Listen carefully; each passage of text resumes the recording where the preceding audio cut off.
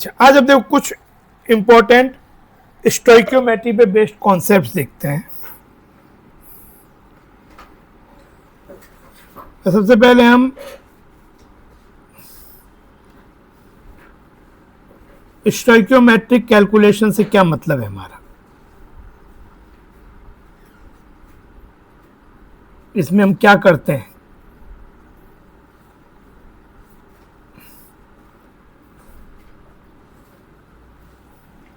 तो stoichiometric calculations में हम लोग कैलकुलेशंस करते हैं इन्वॉल्विंग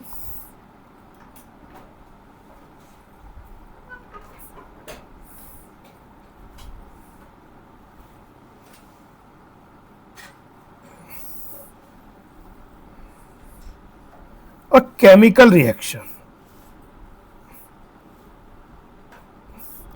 एक केमिकल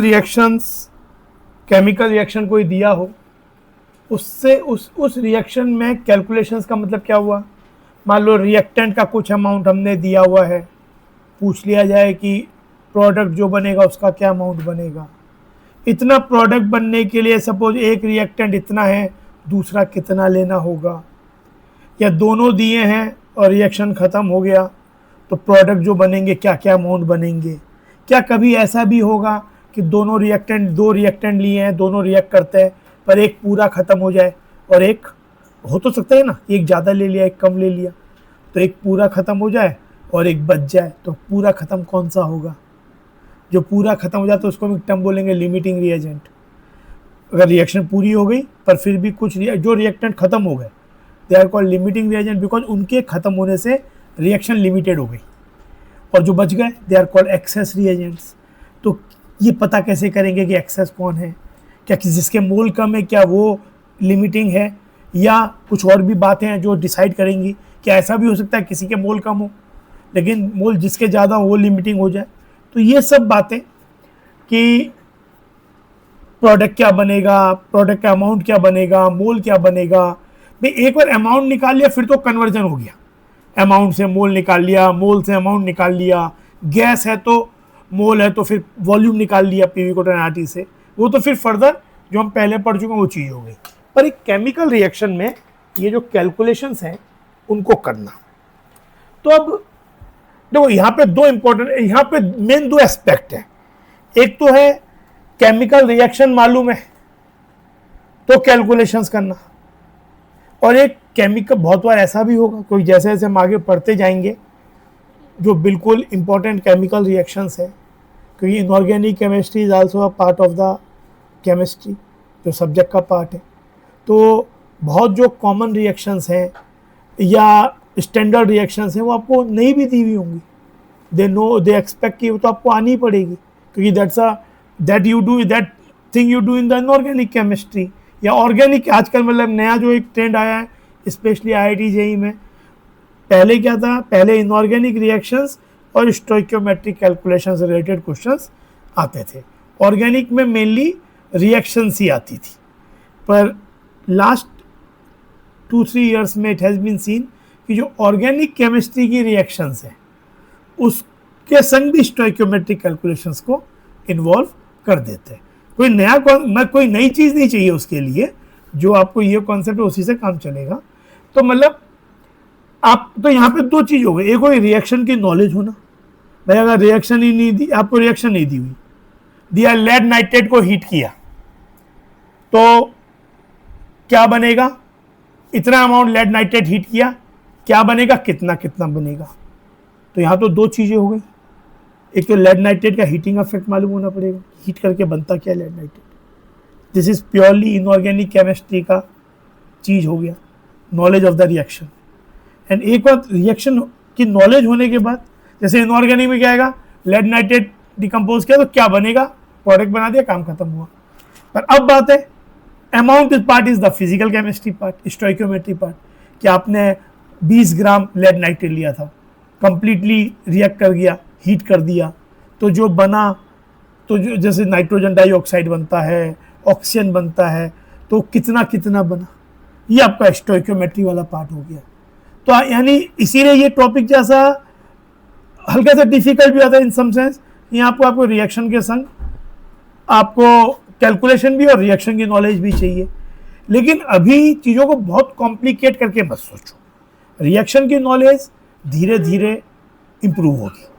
वो वन फाइन डे आज, अब बिगनिंग में ऐसा नहीं होगा कि आपको हर रिएक्शन आता होगा, और हर रिएक्शन चाहिए भी नहीं। स्टोइकियोमेट्रिक कैलकुलेशन में जो रिएक्शंस इन्वॉल्व होंगी वो एक लिमिटेड नंबर ऑफ रिएक्शंस है जिस पे ज़्यादातर क्वेश्चंस आएंगे। और वो लिमिटेड नंबर ऑफ रिएक्शंस भी ऐसा नहीं कि एक दिन में याद हो जाएगा, याद होगा, धीरे धीरे उसमें नंबर बढ़ता जाएगा, इनऑर्गेनिक पढ़ोगे। पर सबसे पहला अभी शुरुआत में तो रिएक्शन आपको दे भी दिया जाएगा।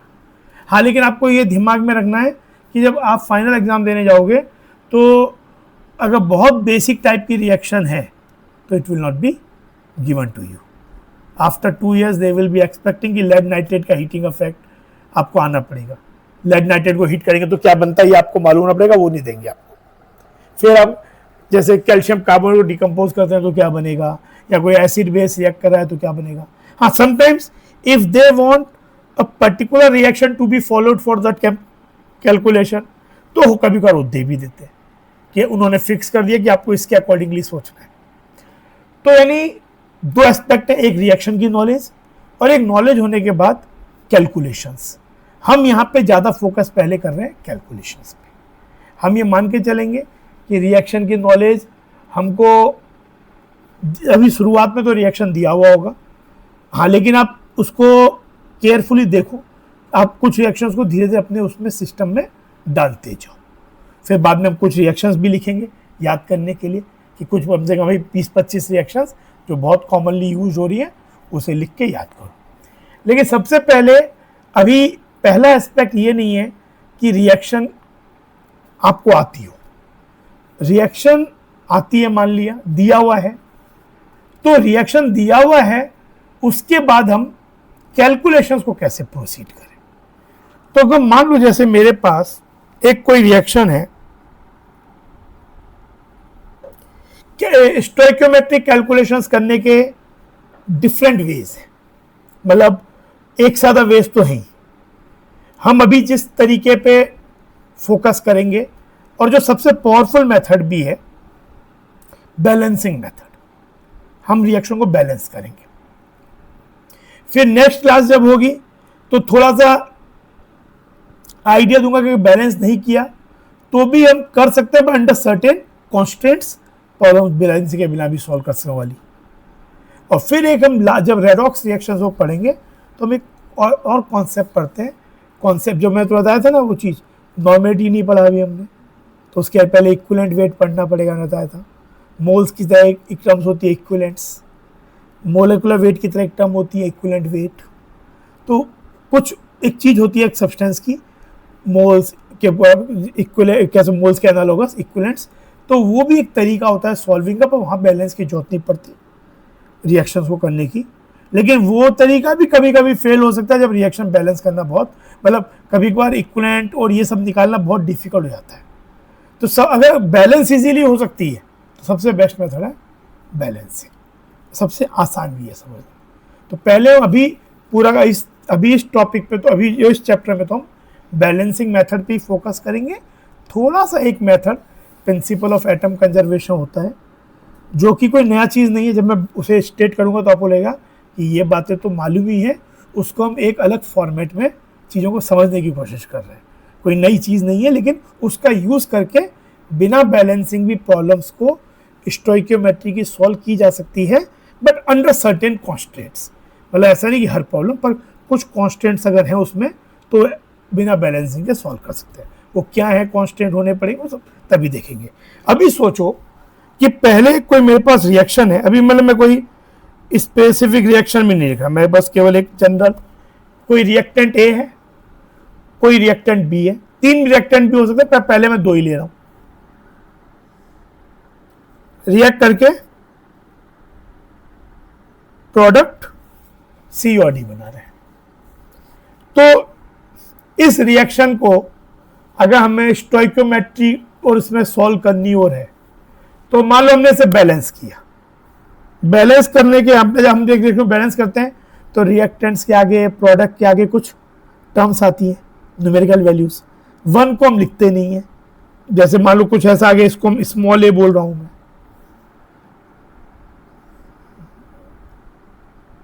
जैसे hydrogen plus oxygen giving water. तो यहां क्या होगा अगर इसको बैलेंस करें। अच्छा, अभी हम बैलेंसिंग करने में ज़्यादा हेट एंड ट्रायल का यूज़ करेंगे, अभी बैलेंसिंग के तरीके नहीं पढ़ेंगे, वो आगे पढ़ेंगे। तो अभी जैसे अगर कोई चीज़ अकेली खाली है, जैसे यहाँ पे ऑक्सीजन 2 है, ये 2 कर दिया, यहाँ पे हाइड्रोजन 2 हो गया, 4 हो गया, ये बैलेंस हो गया। तो ये इसके आगे 2 है, इसके आगे 1 है, पर 1 लिखते नहीं है, और ये 2 है। तो ये जो टर्म्स आ जाती है,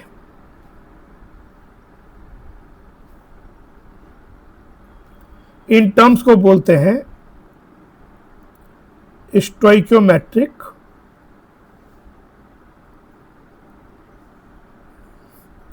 कोफिशिएंट्स आफ्टर बैलेंसिंग।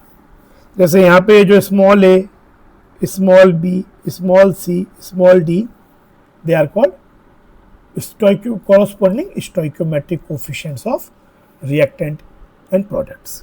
इनफैक्ट आप ये बोल सकते हो इसका जो नाम stoichiometric coefficient जो दिया गया है, it is given because these coefficients play a vital role in solving stoichiometric problems. तो उसी चीज से टर्म stoichiometric coefficient आ गया। अब बात है कि ये अभी हम पहले बैलेंस करने पे ही मतलब बैलेंस करके ही प्रॉब्लम सॉल्व करेंगे। जो अभी हम तरीका सीख रहे हैं वो बैलेंस रिएक्शन के लिए, बिना बैलेंसिंग के वो interpretation will not be valid. Sometimes may be valid when you did not balance but by default balance ही था, पर आर्ग्यूमेंट जो भी अभी हम करने जा रहे हैं वो बैलेंस रिएक्शन के लिए। बैलेंस करने के लिए हम क्या करते हैं, दोनों तरफ एलिमेंट्स के एटम्स को बराबर करते हैं। आपने पढ़ाई होगा ना, बैलेंस करना हेट एंड ट्रायल से तो सीखा ही है, 2-4 रिएक्शन, ठीक है। बाकी तो प्रैक्टिस करते करते आएगा, आगे तरीके भी सीखेंगे। तो अभी देखो, अभी हम बैलेंसिंग क्या हो, जैसे कभी कोई रिएक्शन में कोई अगर एक चीज खाली है, जैसे एक कंपाउंड है पर O2 अलग है, तो लास्ट में बैलेंस करो जो केवल सिंगल मॉलिक्यूल है, क्योंकि उसको जो भी चाहिए आपको 3 चाहिए, तो मान लो ऐसे O2 है, आपका सब कुछ हो गया, पर 3 ऑक्सीजन बैलेंस चाहिए तो 3/2 लिख सकते हो, तो वो आसान होगा। तो पहले आप बड़ी चीज़ों को बैलेंस करते हो और लास्ट में जो छोटे मॉलिक्यूल हैं उनको अकॉर्डिंगली बैलेंस कर देते हैं। अच्छा, अब अगर हमने बैलेंस कर लिया, जैसे ये रिएक्शन अगर एक बैलेंस रिएक्शन हो गई,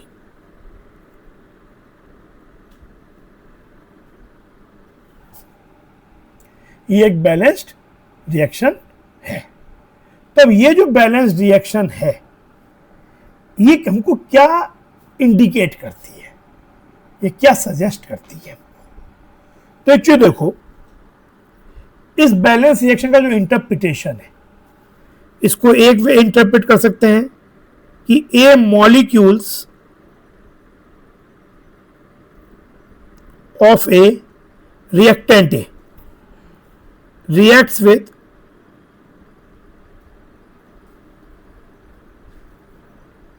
B molecules of B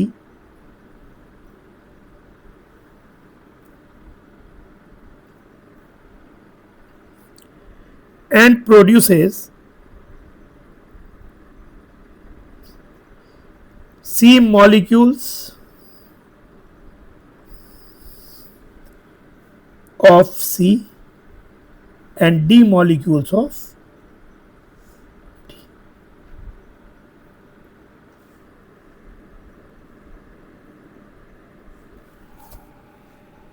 A molecules, अच्छा अगर मेरे पास एक सेकंड में मैं एक्चुअल रिएक्शन में लिख ले रहा हूँ, 2-3 लिख ले रहा हूँ इनफैक्ट, जिससे आपको रियल इक्वेशन में क्या मतलब हो जाता है। मान लो मैंने एक रिएक्शन लिखा, ये H2 plus O2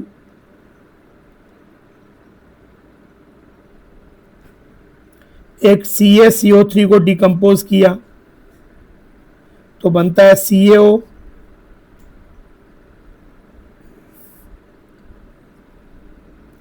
CO2।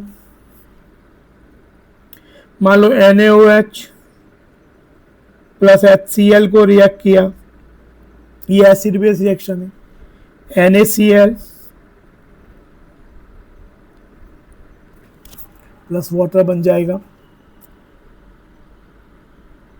Nitrogen plus hydrogen gives ammonia. आपने रिएक्शन पढ़ी होगी, क्या कराती है? अमोनिया की प्रिपरेशन है ये। मे भी आपने सुना, हेबर्स प्रोसेस कहते हैं इसे, नहीं भी सुना तो कोई बात नहीं। इट इज अमोनियाज प्रिपरेशन, नाइट्रोजन और हाइड्रोजन को लेके। तो ये 4 रिएक्शन मैंने लिख ली। तो जैसे पहले रिएक्शन का क्या इंटरप्रिटेशन हो जाएगा हमारे सेंस में, जो भी हम बोला कि 2 मॉलिक्यूल अगर हाइड्रोजन के रिएक्ट करते हैं तो 1 मॉलिक्यूल से करेंगे और 2 मॉलिक्यूल वाटर बना देंगे। 1 मॉलिक्यूल कैल्शियम कार्बोनेट का अगर डिकम्पोज करेंगे तो 1 मॉलिक्यूल CaO बनेगा, 1 मॉलिक्यूल CO2 बनेगा। हाँ बिल्कुल होगा। तो 2 मॉलिक्यूल, 1 मॉलिक्यूल 2 मॉलिक्यूल बना रहे हैं। 1 मॉलिक्यूल डिकम्पोज होगा, 1 मॉलिक्यूल और CO, 1 मॉलिक्यूल CO2 बना रहा है। 1 molecule NaOH, 1 molecule HCl react करके 1 मॉलिक्यूल NaCl और 1 मॉलिक्यूल वाटर बना रहे हैं। 1 molecule nitrogen, 3 molecule hydrogen react करके 2 मॉलिक्यूल अमोनिया बना रहे हैं। अच्छा, लेकिन ये रिलेटिव है भाई, वैसे भी 2 मॉलिक्यूल बहुत छोटा टर्म है। Getting 2 molecule of hydrogen is not an easy task, है ना।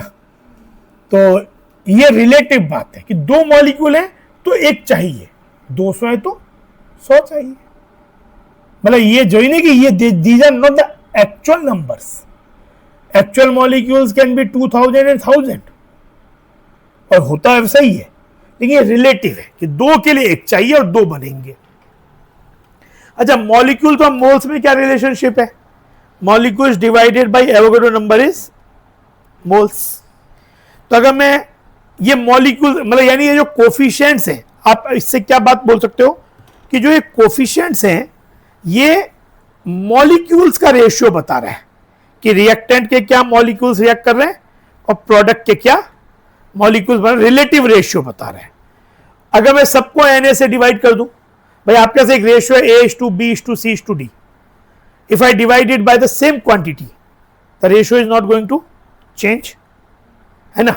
2:3:5 को अगर मैं सबको 10 से डिवाइड कर दूं तो क्या होगा? The ratio still remain. कभी कहता हूं कॉमन चीज काट ही देते हैं तो यानी सेम रहने वाला है। पर मॉलिक्यूल्स भाई एवोगाड्रो नंबर क्या हो जाएगा? मोल्स। यानी आप ये भी कह सकते हो कि ये जो कोफिशिएंट्स हैं ये मोल्स रेशियो भी है।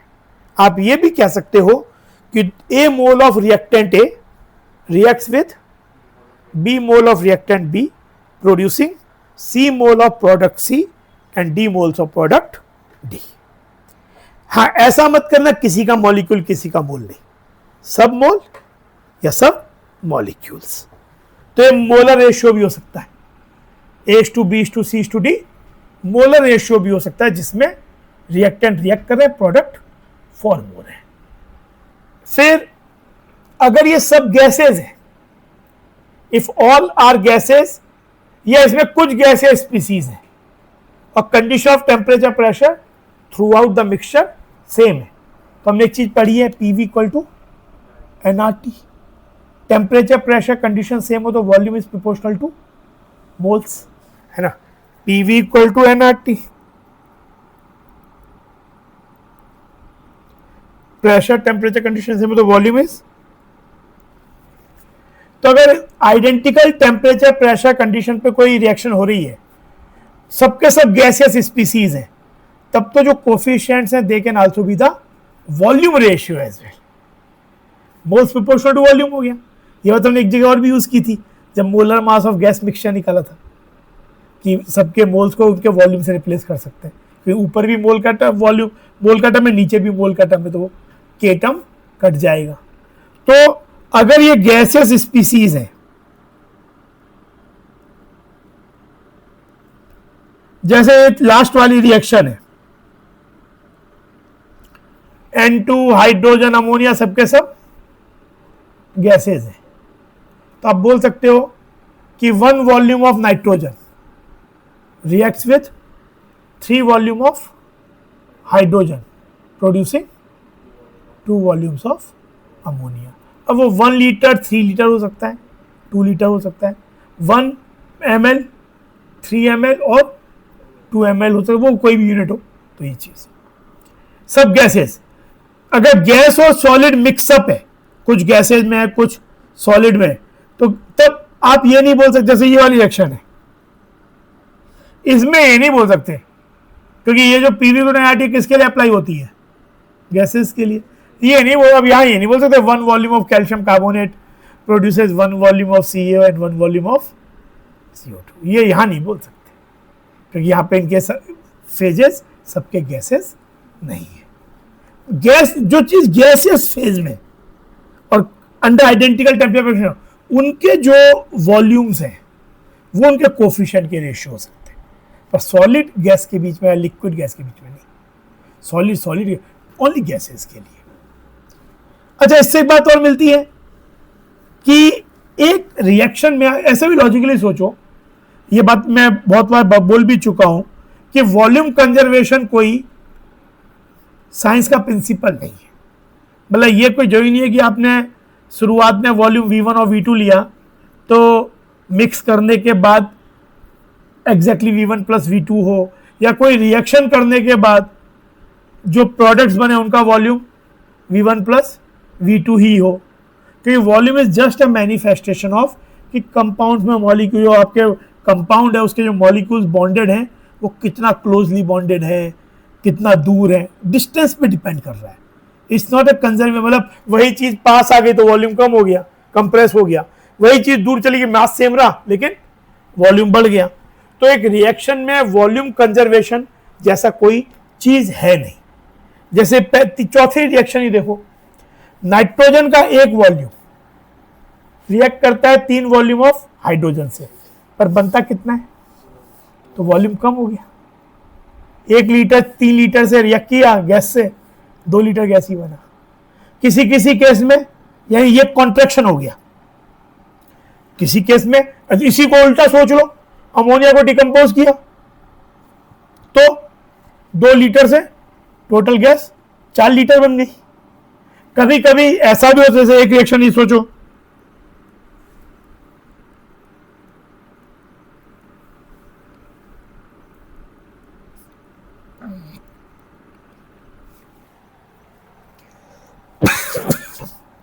एक मोल रिएक्टर के 2 मोल बना रहे हैं. अच्छा, मोल वाला चीज जरूरी नहीं है कि मोल वाला चीज वैलिड उसके लिए भी है, कुछ गैस हो कुछ सॉलिड हो सब सॉलिड हो, मोल वाला लॉजिक हर जगह वैलिड है. मॉलिक्यूल वाला वैलिड है. गैसेस वाले में गैस जो आपका वॉल्यूम है उसमें गैसेस चाहिए. जैसे यहां पे बोलते थे 1 volume of N2 1 volume of O2 reactor में प्रोड्यूसिंग 2 वॉल्यूम ऑफ NO. तो यहां पे क्या हुआ, वॉल्यूम कंजर्व होगी. कैसे, कोई वॉल्यूम एक्सपांड नहीं हुआ, कोई वॉल्यूम रिड्यूस नहीं हुआ, तो इसमें ना neither contraction nor expansion.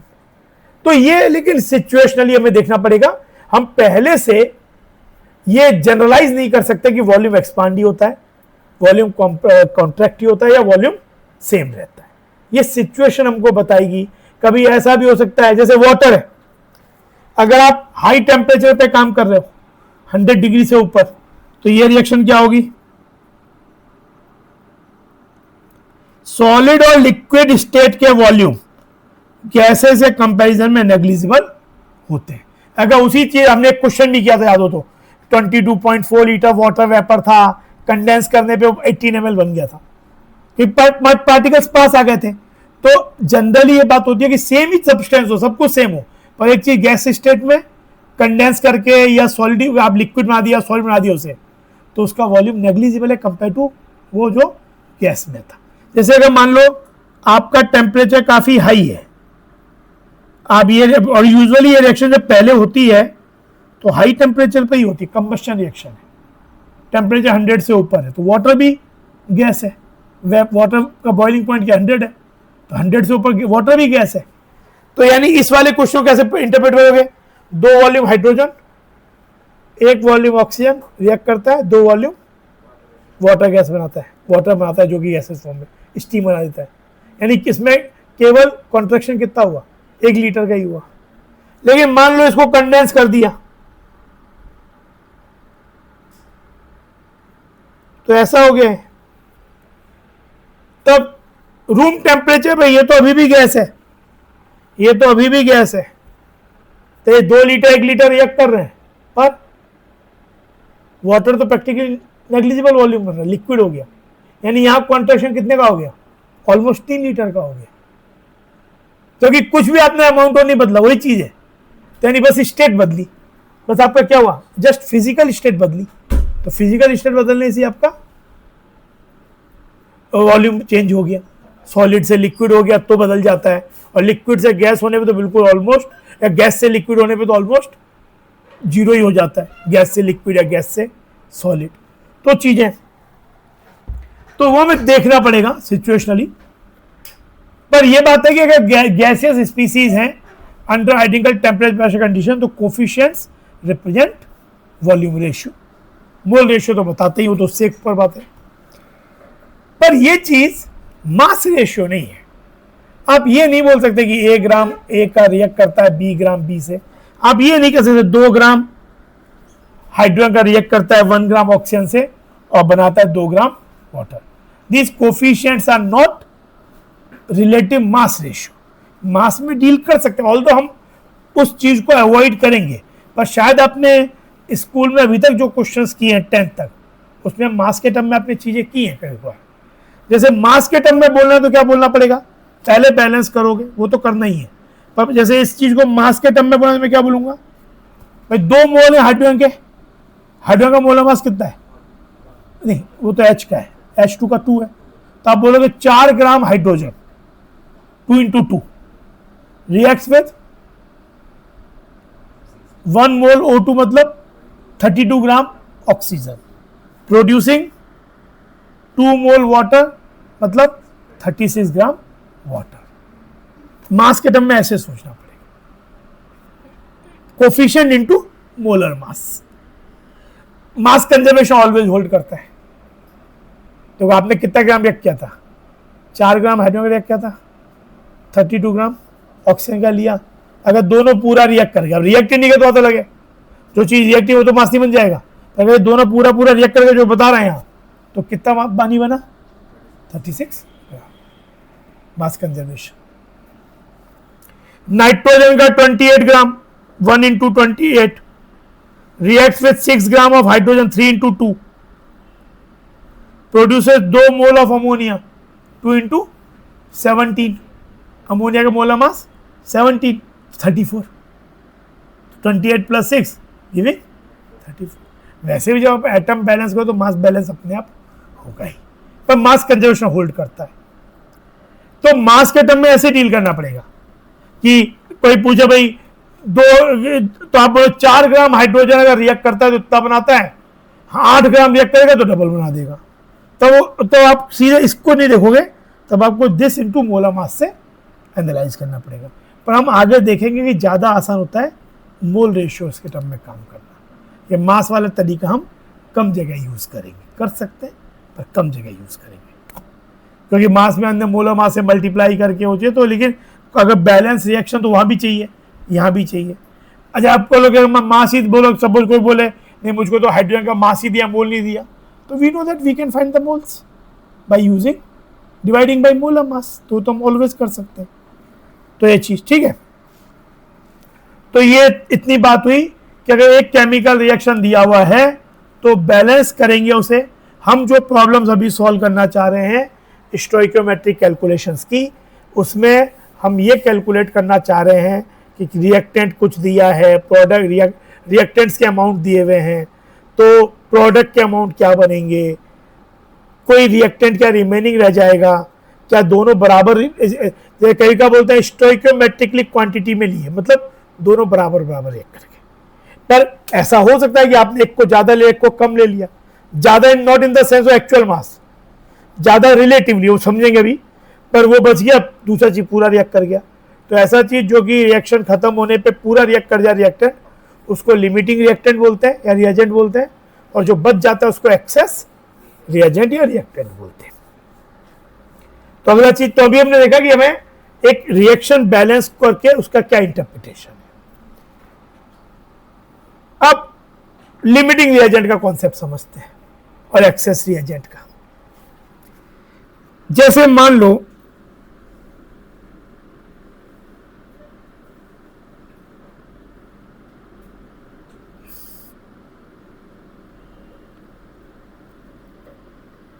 Hydrogen oxide react and form water, combustion हो रहा है, ये दिया है, and you have taken 5 moles of hydrogen and 5 moles of oxygen. मतलब in a container you have taken 5 moles hydrogen, 5 moles oxygen. Sometimes you may be given the masses, and if you want to deal in the moles, so you can always find the moles by masses by dividing with molar mass. मतलब आपको दिया हुआ 15 gram hydrogen का, तो मोल क्या हो जाएगा 15/2, 7.5 हो जाएगा। तो अभी ये सीधा मोल्स दिया हुआ है, पर क्वेश्चन में मासेस दिए तो भी मोल्स निकाले जा सकते हैं अगर आपको कंपाउंड मालूम है तो।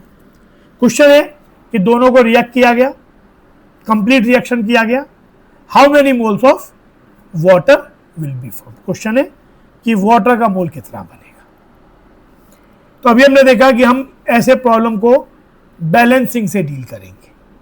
तो पहले हम इसे बैलेंस करेंगे।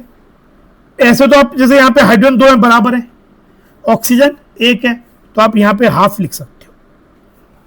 हाफ इंटू ऑक्सीजन में कितना है 2 एटम है, हाफ इंटू 2 करने पे क्या हो जाएगा 1 हो जाएगा।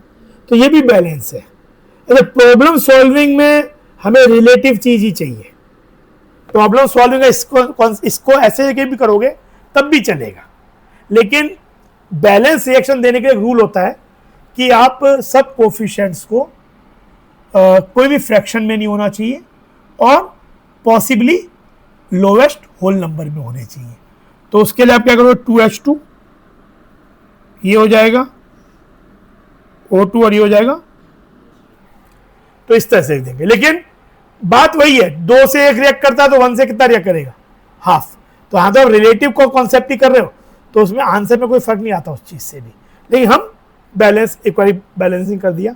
अब देखो कोई सोचे कि यार ये बताया गया सर, ये बताया कि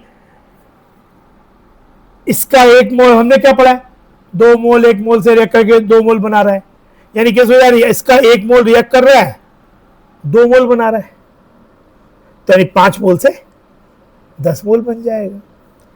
पर दूसरा आदमी सोचा, उसने हाइड्रोजन से सोचा कि 2 मोल से 2 मोल बन रहा है, तो 5 से 5 बनेगा। यानी एक ने जिसने इसके बारे में सोचा वो ये सोचा कि 2 मोल से 2 मोल बन रहा है तो 5 से 5 बन जाएगा। पर वहीं पे किसी दूसरे ने सोचा, उसने O2 को लेकर सोचा कि 1 मोल O2 बनाता है 2 मोल, तो 5 मोल से 10 बन जाएगा। कोई एक ही सही होगा, 2 तो सही नहीं होंगे। अच्छा, ये बात भी सही है कि 5 तो बन सकता है बिना 10 बने, पर 10 नहीं बन सकता बिना 5 बने 0 से। तो जिसके कम है वो सही है, पर क्यों सही, गड़बड़ कहाँ हो रही है। यहाँ पे देखिए, देखो जब आपको दोनों के अमाउंट दिए तो आपको पहले ये भी तो श्योर करना है कि क्या ये वाले अमाउंट एक्चुअली दोनों ही अमाउंट क्या रिएक्ट कर रहे हैं, क्या ये अमाउंट आपस में पूरे रिएक्ट कर रहे हैं। जैसे अगर देखो 2 मोल H2 को रिएक्ट करने के लिए कितना मोल O2 चाहिए, 2 मोल H2 रिएक्ट करने के लिए कितना मोल O2 चाहिए 1 मोल, तो 1 मोल के लिए हाफ मोल चाहिए, 5 मोल के लिए कितना चाहिए O2 5/2। क्या उतना मोल तुम्हारे पास है ज्यादा होने से दिक्कत नहीं है तो आपको चाहिए 2.5 है कितना 5, तो ये बात हो सकती है। पर O2 के बारे में सोचो कि O2 के 1 मोल के लिए क्या चाहिए 2 मोल हाइड्रोजन, 5 के लिए कितना चाहिए, तो उतना है नहीं है। यानी आप चाहो तो भी O2 पूरा रिएक्ट नहीं कर सकते, हाइड्रोजन आपके पास अवेलेबल नहीं है। तो जिस बंदे ने ये सोचा कि ऑक्सीजन के 1 मोल से 2 मोल बनता है तो 5 मोल से 10 मोल बन जाएगा, वो गलत सोचा। 5 मोल तो रिएक्ट ही नहीं किया भाई, 10 बन कैसे जाएगा, रिएक्ट तो करना पड़ेगा। यानी उसका आंसर इसी गलत है वो। पर जिसने H2 के लिए सोचा कि 2 से 2 बनता है तो 1 से 1 बनेगा, 5 से 5 बन जाएगा, उसका आंसर सही आ गया। मे बी वो ये वाले कॉन्सेप्ट को देखा नहीं हो तब भी उसका आंसर सही आ गया, क्योंकि एक्चुअली H2 के 5 मोल रिएक्ट कर रहे हैं पूरे, तो उसका आंसर गलत नहीं आया। तो जब ऐसी सिचुएशन होती है तो हम पहले इस तरीके से चेक करके ये पता करते हैं कि रिएक्ट कौन सा पूरा कर रहा है और बच क्या रहा है। तो यहां पे जब हमने एक बार H2 को माना पूरा, अब वापस में है, सपोज अब हमें ये चेक करना है कि कौन जो चीज पूरी रिएक्ट कर जाती है उसको बोलते हैं लिमिटिंग रिएजेंट। बाद में मैं बहुत आसान तरीका बताऊंगा, मैथमेटिकल बताऊंगा चेक करने का, पर पहले लॉजिक तो समझो। तो जो चीज पूरी रिएक्ट कर जाती है उसको बोलते हैं लिमिटिंग रिएजेंट, और जो बच जाए रिएक्टेंट उसको बोलते हैं एक्सेस रिएक्टेंट। सपोज मुझे दोनों के मोल दिए हुए और क्वेश्चन में कहीं ऐसा इंडिकेशन नहीं है कुछ भी कि ये पूरा रिएक्ट कर रहा है, तो आपको खुद ही चेक करना पड़ेगा। अच्छा, you may come out with the answer कि दोनों पूरा एक समय में पूरे पूरे रिएक्ट करेंगे, ऐसा भी हो सकता है कि यू आर गिवन द, जिसको बोलते हैं स्टोइकोमेट्रिक क्वांटिटी, कि चीजें इस तरह से दी गई कि जब एक खत्म हो तो दूसरा भी खत्म हो गया। पर यहां पे देखो, अगर मैं हाइड्रोजन को लिमिटिंग रिएजेंट मानूं, if I assume hydrogen is the limiting reagent, यानी वो खत्म हो जाना चाहिए, तो 2 मोल हाइड्रोजन के लिए कितना मोल चाहिए? 1 मोल ऑक्सीजन, तो 5 के लिए कितना चाहिए? 2.5। ये संभव है क्योंकि ऑक्सीजन मेरे पास कितना है? 5 मोल है, तो दिक्कत नहीं है। यानी यहां काम खत्म हो गया, आपको अगला चेक करने की जरूरत भी नहीं है। यानी H2 आपका लिमिटिंग रिएजेंट हो गया, ऑक्सीजन एक्सेस रिएक्टेंट हो गया। पर कोई बोले यार मैंने अगर ऑक्सीजन को पहले मान लिया होता सपोज, तो मैं कैसे इस बात को डिस्कार्ड करता? तो आप कैसे करते कि एक के लिए 2 चाहिए। If you have assume that O2 is the limiting reagent, means you are assuming कि O2 will get reacted completely, तो एक के लिए 2 चाहिए, 5 के लिए कितना चाहिए? 10। उतना तो है ही नहीं आपके पास हाइड्रोजन, तो ये संभव नहीं है, यानी वो चीज पॉसिबल नहीं, तो आप अदर वे राउंड सोचोगे। तो यानी हमने पता कर लिया कि H2 लिमिटिंग रिएजेंट है और O2 एक्सेस रिएक्टेंट है। अच्छा, अब सोचो, अब गलती क्या, अगर O2 से कोई कर रहा है तो उसे कैसे करना चाहिए? 1 मोल O2 देता है 2 मोल वाटर, तो O2 का एक्चुअली मोल कितना रिएक्ट कर रहा है? 2 से 1 रिएक्ट करता है, 5 से 2.5 रिएक्ट करेगा, तो O2 का 5 मोल आपके पास है जरूर, पर रिएक्ट कितना कर रहा है? 2.5 मोल। तो 1 से 2 बनता है तो 2.5 से 5 बनेगा, तो वही आ गया आंसर। 2 से 2 बनता है तो 5 से कितना बन जाएगा हाइड्रोजन के? 5 क्योंकि हाइड्रोजन तो पूरा रिएक्ट कर रहा है, पर O2 तो 2.5 मोल ही रिएक्ट कर रहा है, तो 1 से 2 बनता है, 2.5 से 5, 2 से आंसर सेम आ गया। तो ये आपका एक्सेस रिएक्टेंट हो गया।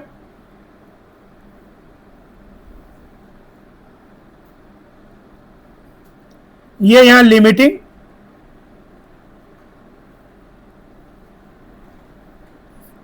अब एक फास्ट तरीका सुनो, मतलब जो चीज हमने ये यूनिटरी मेथड किया वही चीज करें, बस एक मैथमेटिकली लिखने का तरीका। आपके पास जो ये मोल्स है, एक्चुअल मोल्स जो आपको गिवन है, और जो बैलेंस रिएक्शन में जो कोफिशिएंट है, आप ये मोल और ये डिवाइड करो। जैसे हाइड्रोजन का क्या 5/2, ऑक्सीजन के लिए 5/1। जिस स्पीसीज के लिए ये वाला रेशियो लीस्ट आए, that species is limiting reagent. जिसके लिए रेशियो लीस्ट आए वो, अगर दोनों के लिए सेम आया तो मतलब दोनों संग संग रिएक्ट कर जाएंगे, पर एक ज्यादा एक कम आया तो जिसका कम आया 3 के लिए भी वैलिड है। जैसे अब ये 2 में तो चाहिए, अब यह तरीका लगा दोगे, पर 3 में क्या सोचना पड़ेगा? ए को पहले मानना पड़ेगा, फिर बी का चेक करना पड़ेगा, सी का चेक करना पड़ेगा, दोनों अवेलेबल हैं क्या, तब वो लिमिटिंग है। नहीं तो फिर बी को मानना पड़ेगा, ए और सी को चेक करना पड़ेगा, it can take lot of time. तो आप क्या करो उस केस में, उनके एक्चुअल मोल्स लो जो दिए हैं, मास दिया है तो मोल में कन्वर्ट कर लो, और जो कोफिशिएंट है कॉरस्पॉन्डिंग उससे डिवाइड करो, जो जिसका रेशियो लीस्ट है वो लिमिटिंग रिएजेंट हो गया। जैसे यहां पे तो ये हो गया, पर अगर आपके पास ऐसा होता 5 मोल और 2 मोल, मान लो आपको दिया होता 5 मोल है,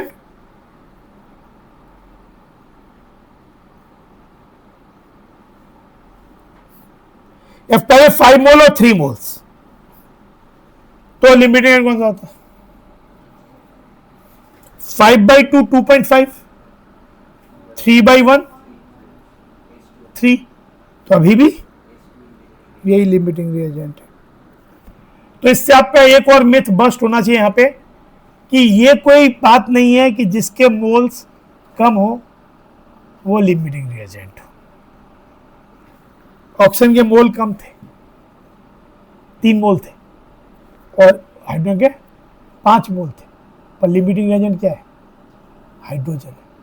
रिलेटिवली जिसके मोल कम होते वो लिमिटिंग रिएजेंट है। जितनी रिक्वायरमेंट उसको रिलेटिवली मोल कम होने चाहिए, नॉट इन एक्चुअल सेंस। फिर अगर यही 5 मोल और 2 मोल हो जाए तब ऑक्सीजन 2/1 2 हो जाएगा, 5/2 2.5, तब ये लिमिटिंग रिएजेंट हो गया। पर अगर आपके पास 5 मोल और 2.5 मोल हो जाए, जब दोनों बराबर बराबर लगे तो वहां पे ये कॉन्सेप्ट, मतलब वहां पे स्टोइकियोमेट्रिक क्वांटिटी दी हुई है, यहां वहां ये कॉन्सेप्ट नहीं है। कहने में आप बोल सकते दोनों ही लिमिटिंग रिएजेंट है, पर generally limiting reagent excess reactor का कॉन्सेप्ट होता है जब कुछ बचे और कोई चीज पूरी रिएक्ट कर जाए। जब दोनों ही पूरे रिएक्ट करेगा मतलब the quantities are given in stoichiometric amount. तो यहां क्या हो गया? 5/2 2.5/1, दोनों रेशियो ही 2.5, यानी दोनों साइमल्टेनियसली एक संग पूरे रिएक्ट कर जाएंगे। अच्छा, एक बार ये पता कर लिया कि लिमिटिंग रिएजेंट कौन सा है, तो पूरे कैलकुलेशन को इससे कर दो। जैसे मान लो, अब मैं वापस आता हूं इस पे, ये 5 मोल है और ये 2 मोल है,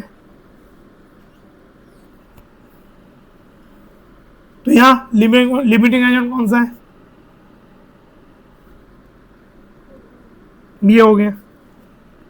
तो यानी ये लिमिटिंग, अब इसी सब, जैसे 1 मोल कितना मोल वाटर देता है? 2 मोल, तो 2 मोल कितना देगा? एक्चुअली कितने 2 मोल रिएक्ट कर रहे हैं? 4 मोल। तो वाटर कितना बन गया? 4 मोल। ये तो खत्म हो ही जाएगा बीइंग अ लिमिटिंग रिएजेंट। कोई पूछे जो हाइड्रोजन एक्सेस रिएक्टेड है वो कितना बचेगा? 1 मोल ऑक्सीजन से हाइड्रोजन कितना रिएक्ट करता है? 2 मोल। 2 मोल एक्चुअली तो 2 मोल रिएक्ट कर रहा है ऑक्सीजन, 2 से कितना रिएक्ट करेगा? 4 मोल। था कितना आपके पास? 5 मोल। बचा कितना?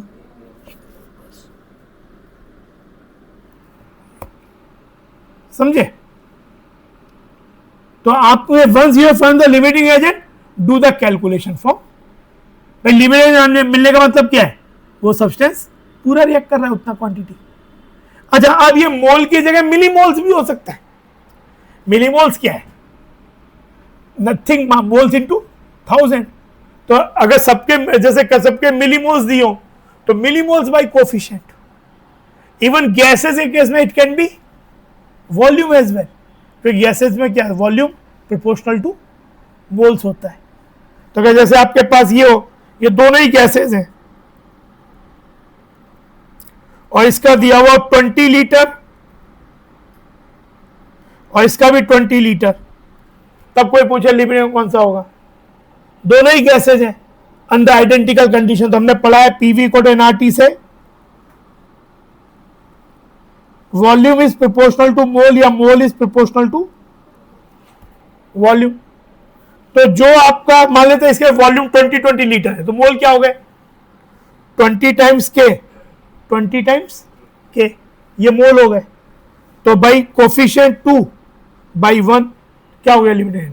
कम रेशियो किसका आ गया? तो यानी वॉल्यूम अगर आप ये नहीं भी लेते तब भी तो वही आ जाता है, जिसका रेशियो, जिसका कोई वॉल्यूम भाई, कोई ये जो कांस्टेंट है, अगर पी और टी सबके लिए सेम है तो क्या हो जाएगा, it will be a constant. यानी गैसेज अगर हैं सबके सब और टेम्परेचर प्रेशर कंडीशन सेम है, तो आप जो मोल बाई कोफिशिएंट करते थे आप वॉल्यूम बाई कोफिशिएंट भी कर सकते हैं फॉर गैसेस, और जिसका कम आएगा वो लिमिटिंग रिएजेंट। अगर सब्सटेंस के मिलीमोल दियो तो मिलीमोल बाई कोफिशिएंट कर सकते हो। हाँ, पर मिलीमोल तो फिर सबके मिलीमोल, ऐसा नहीं किसी का मोल किसी का मिलीमोल, ठीक है। तो ये चीज हुई। जैसे क्वेश्चन लिखो, बात समझ में आई ना?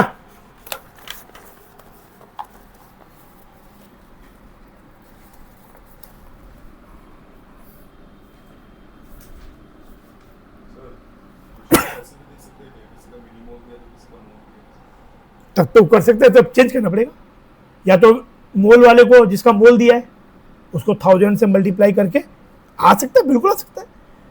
आगे सिचुएशन आएंगी भी, तो आप मान लो जैसे नॉर्मली मैंने ये बात किस रेफरेंस आई अभी, ये तो आप क्या कहते हैं, जैसे गैसेस रिएक्ट कर रहे थे, सॉल्यूशंस रिएक्ट करेंगे, NaOH HCl, तो हो सकता है NaOH का वॉल्यूम दिया हो, सॉल्यूशन का एक्वस सॉल्यूशन का मोलैरिटी दी हो। लास्ट क्लास में जो प्रॉब्लम्स किए थे, अब उन प्रॉब्लम को न्यूमेरिकल में जब आएगा कि आपने 50 ml 0.1 मोलर NaOH सॉल्यूशन, तो 5 मिलीमोल हो गए, किसके 5 मिलीमोल हुए, NaOH के, M1 V1 reacted with 100 ml 0.1 molar HCl, कितने मिलीमोल हो गए, 100 इंटू 0.1 10 मिलीमोल। तो NaOH HCl दोनों रिएक्ट कर रहे हैं, पर मिलीमोल क्या है, एक के 5 एक के 10। फिर पहले बैलेंस करके लिखोगे, फिर कोफिशिएंट से वही चीजें करना पड़ेगा। तो सॉल्यूशन से भी चीजें आ सकती है भाई, कहीं से भी वो जो रिएक्टेंट है वो सीधा दिया हुआ हो सकता है, किसी सोर्स के थ्रू दिया हो सकता है। तो पहले जो एक क्वेश्चन करो, अभी आई जाए करते करते, what is the number of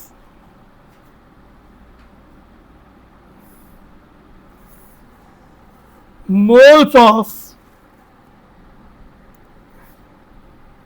ferric hydroxide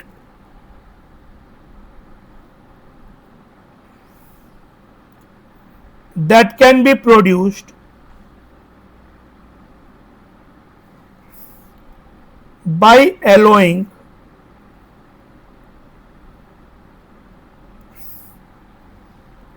1 mole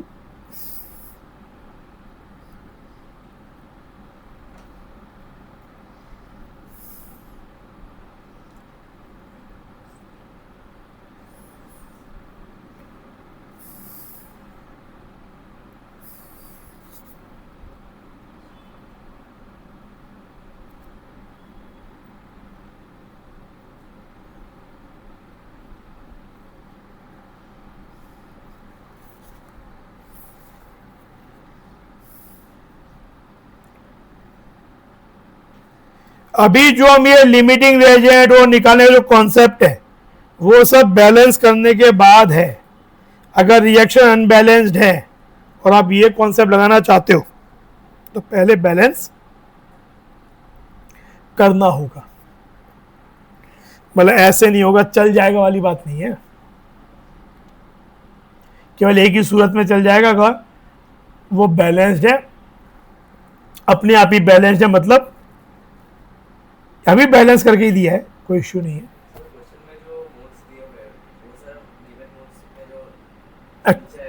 हाँ, जो एक्चुअल मोल है भाई, ये जो मोल है रिलेटिव होते हैं।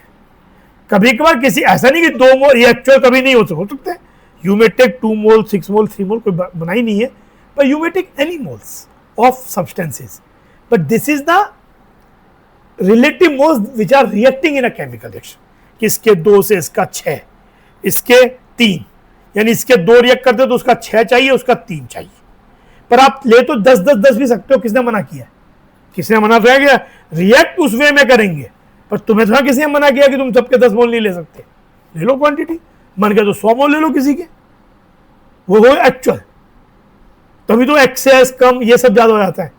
पर ये बता रहा है कि आप जो भी ले लो, पर इस रिएक्शन में जब ये रिएक्ट करेंगे तो they will react in this mole की गैस के 2 मोल रिएक्ट करते तो it needs 6 mole of water and 3 mole of O2 and they form this. ये सबसे पहले ये नहीं कि नहीं दिया हुआ हो सकता है, कभी कभी वो चाहते हैं कि आप एक क्वेश्चन को किसी एक पर्टिकुलर रिएक्शन के अकॉर्डिंगली करो, समटाइम वो रिएक्शन इतनी कॉमन नहीं है, बट दे वांट कि नहीं इस रिएक्शन को यूज करके प्रॉब्लम सॉल्व होना है।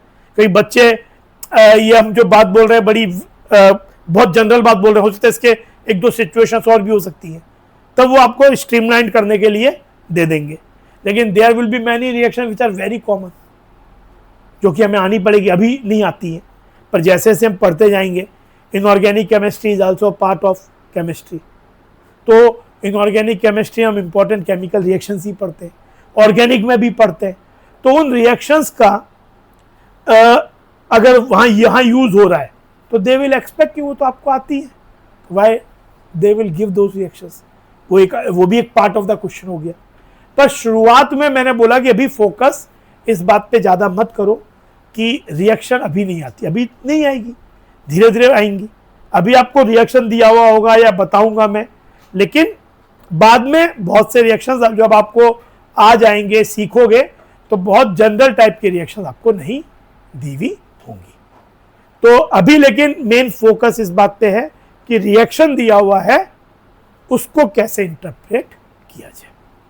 पर बाद में बात सही है कि आपको हर टाइप के रिएक्शन, हर ABCD रिएक्शन नहीं दी होगी, कुछ रिएक्शंस हो सकते दे सकते हैं किसी क्वेश्चन में, लेकिन बाकी बहुत प्रोमिनेंट, बहुत कॉमन रिएक्शन अगर है, बहुत इंपॉर्टेंट रिएक्शन अगर है, मतलब डिफिकल्ट भी है पर सिलेबस में बहुत इंपॉर्टेंट है वो रिएक्शन, आगे समझ में आएगा वो चीज़ें, धीरे धीरे इस बात को इंडिकेट भी करूंगा मैं कि ये सब रिएक्शंस, कुछ रिएक्शंस इंपॉर्टेंट हम लिखेंगे भी नेक्स्ट क्लास में, जो हमें सबसे पहले प्रिलिमिनरी वे में याद होनी चाहिए।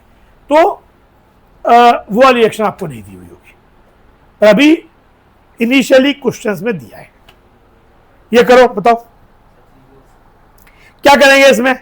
ये देखा बैलेंस है ना, एक बार चेक कर लो। वैसे आगे कोफिशिएंट सब में दिया तो बैलेंस ही होगा।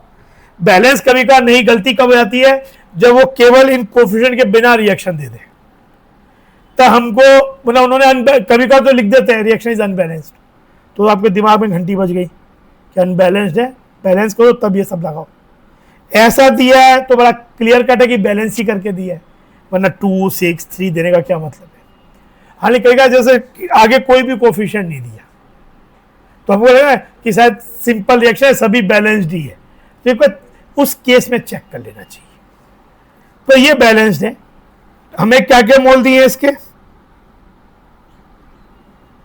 1, 2 और टू फाइंड लिमिटिंग रिएजेंट क्या करेंगे,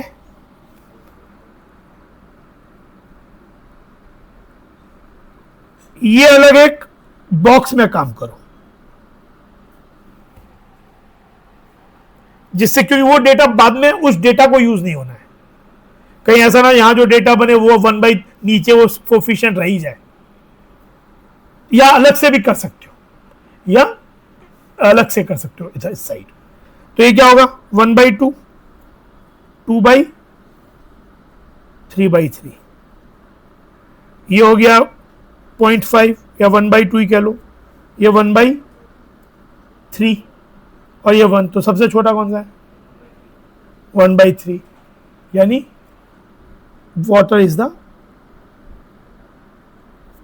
लिमिटिंग रिएजेंट। अब ये आपके पास डेटा तो ये है ना, कहीं क्या गलती मैंने क्या आती है कि आपने कहा ये मेन लाइन में लिख लिया तो जो वैल्यू यहां ही ना, आगे के मोल्स आप ये लेके काम करना शुरू कर देते हो। ये तुमने 2 से डिवाइड जो किया 6 से, क्यों किसके लिए किया, to find the limit. Actual mole तो क्या है 1, 2 और 3 है, तो you have to go back to that data. तो अब देखो, अब वापिस इस पे आ गए, तो अब हमारा ये लिमिटिंग रिएजेंट है, यानी ये क्या बताता है कि हमें पैसे पूछा क्या है, पहले जो पूछा है वो निकाल देते, फिर बाकी सब भी निकाल देते हैं। पूछा ये है तो ये रिएक्शन क्या सजेस्ट करती है, 6 मोल वाटर रिएक्ट करके क्या बनाता है, 4 मोल फेरिक हाइड्रोक्साइड। मैं वाटर क्यों चूज किया, क्योंकि water is the limiting reagent. तो 6 से 4 बनता है, तो इसके कितने रिएक्ट किए, इसके रिएक्ट तो 2 किए एक्चुअली, तो 6 से 4 बनता है, तो 1 से 4/6 बनेगा, 2 से 8/6 बन जाएगा। यानी इसके मोल तो कितने हो गए, नीचे 8/6, यानी 4/3 मोल। ये डेफिनेटली 0 हो गया क्योंकि लिमिटिंग रिएजेंट है। ये कोई पूछे सल्फर कितना बनेगा, इसी से 6 से 6 बनता है, 1 से 1 बनेगा, 2 मोल से 2 मोल, सल्फर 2 मोल बन जाएगा। कोई पूछे एक्सेस रिएक्टेंट के क्वांटिटीज क्या है, मोल क्या है, फिर 6 से ये कितना रिएक्ट करता है, ऑक्सीजन 3, 1 से कितना रिएक्ट करेगा, हाफ, 2 से कितना रिएक्ट करेगा, 1, था कितना आपके पास 3, 1 रिएक्ट कर गया, बचा कितना, तो ये एक्सेस मोल्स ऑफ O2 हो गए जो बच गए, एक्सेस रिएक्टेंट। ये 6 से 2 रिएक्ट करता है, 1 से 2/6, 1/3, 2 से कितना रिएक्ट करेगा, 2/3, था कितना 1, बच कितना गया, 1 - 2/3, 1/3। This is the final information of every species after the reaction. बात समझ में आई? तो बेसिक चीज यही रहने वाली है। चीजें कॉम्प्लेक्स कैसे कैसे होती जाएंगी, रिएक्शन कॉम्प्लेक्स हो गई, पहले रिएक्शन की नॉलेज चाहिए, दिया हुआ नहीं है, तो आधा जो पार्ट वहीं, आप बहुत से लोग वहीं खत्म हो गए, क्योंकि रिएक्शन होता तो बहुत से लोग सॉल्व कर लेते, पर अब वो लोग सॉल्व नहीं कर सकते, रिएक्शन याद नहीं है। फिर उसके बाद स्टोइकियोमेट्री का बात आया, तो इसके डिफरेंट लेयर्स है प्रॉब्लम्स, इसीलिए मतलब ये चीज़ भी आपको हल्का लेयर में ही सीखना पड़ेगा, पेशेंस से ही आएगा, क्योंकि आप आज ऐसा नहीं है कि आज ही आप रिएक्शन भी सब आपको आ जाएंगी, सब अभी ज़्यादा फोकस रखो कि अगर रिएक्शन मालूम है तो कैसे इंटरप्रेट करें, फिर सॉल्व हो पाए, और धीरे धीरे आप देखोगे वो वाला पार्ट अच्छा होता जाएगा, रिएक्शन एडअप होती जाएगी। अगला, हाँ फिर से दो, हमने सबसे पहले यानी यहां तक बात समझ में आई कि लिमिटिंग रिएजेंट वाटर है। अगर वाटर लिमिटिंग रिएजेंट है तो हम अपना पूरा कैलकुलेशन वाटर के बेसिस पे ही करेंगे, क्योंकि हमें ये मालूम है कि वाटर का 2 मोल जो मुझे दिया हुआ है वो पूरा रिएक्ट कर रहा है। इसी का यही मतलब क्या है, this is the meaning of limiting reagent. Limiting reagent निकालना, मैं निकाला क्यों, क्या चीज निकाली, लिमिटिंग रिएजेंट निकाल के मैंने मोलेक्युलर लिखना थोड़ा लिमिटिंग है, उसका मतलब क्या है कि वो खत्म हो गया, वो खत्म हो गया मतलब उसके 2 मोल खत्म हो गए, 0 मोल बच गए, यानी वो पूरा रिएक्ट किया। तो अब देखो 6 मोल, पहले तो जो पूछा है कि फेरिक हाइड्रोक्साइड कितना बनेगा at the end, 6 mole water के 4 मोल फेरिक हाइड्रोक्साइड में आते हैं। पहले बैलेंस वाले से देखो तो एक कितना बनाएगा 4/6 मतलब 2/3 आपके, लेकिन रिएक्ट कितने के वाटर 2, कितना हो जाएगा 4/3, यानी ये हो गया 6 मोल वाटर रिएक्ट करते, वो तो कर ही रहे, तो ये कितना बना 6 मोल सल्फर। भाई जब ये बन रहा है उसी समय ये भी बन रहा है, ऐसा नहीं कि वो 6 बाद में रिएक्ट कर रहे हैं, 6 और बाद में रिएक्ट कर रहे हैं, वो 6 ही रिएक्ट कर रहे हैं, वो 6 रिएक्ट करके ये इतना बन रहा है, ये इतना बन रहा है, तो 6 मोल से ये कितना बनता है 6 मोल, तो 1 से 1 बनेगा, 2 से 2 बन गया, तो मोल ऑफ सल्फर 2 हो गया। अब एक्सेस रिएक्टेंट की बात करते हैं, 6 मोल वाटर 3 मोल ऑक्सीजन से रिएक्ट करता है, तो 1 मोल 3/6 से रिएक्ट करेगा, हाफ 3/6 मतलब हाफ, तो 2 मोल कितने से रिएक्ट करेगा 2 इंटू हाफ 1, 1 तो रिएक्ट कर गया, O2 का 1 रिएक्ट कर गया, पर बचा कितना, 3 था, तो 2 बच गया, 3 माइनस, और ये 6 मोल 2 मोल से रिएक्ट करता है Fe2S3 के, तो 1 मोल 2/6 से रिएक्ट करेगा, यानी 1/3, 2 मोल है तो इसके 2 मोल 2/3 से रिएक्ट करेंगे, बच कितने गए थे, 1 मोल, 1 माइनस 2/3, 1/3। ठीक है, बात समझ में आई, तब कुछ समझ।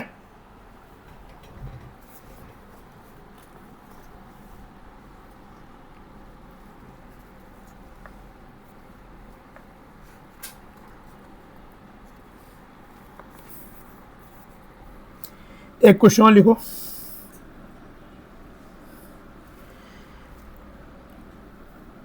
थ्री मोल्स ऑफ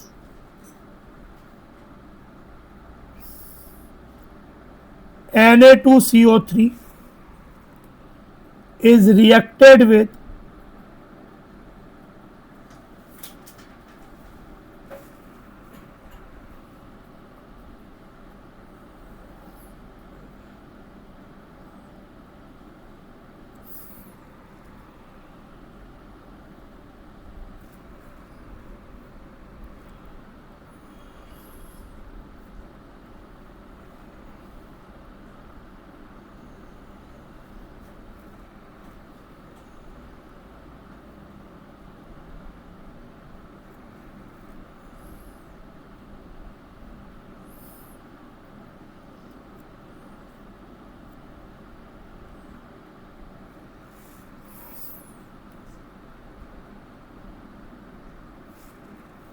अगर ये रिएक्शन क्या होगी, जैसा वैसे मैं दे रहा हूं, बताओ Na2CO3 HCl क्या बनेगा, पहले Na2CO3 HCl बैलेंस तो बाद में करेंगे, क्या बनेगा NaCl प्लस H2CO3, जो कि टूट के वाटर, और पहले NaCl और H2CO3 बनेगा, वो टूट के वाटर है,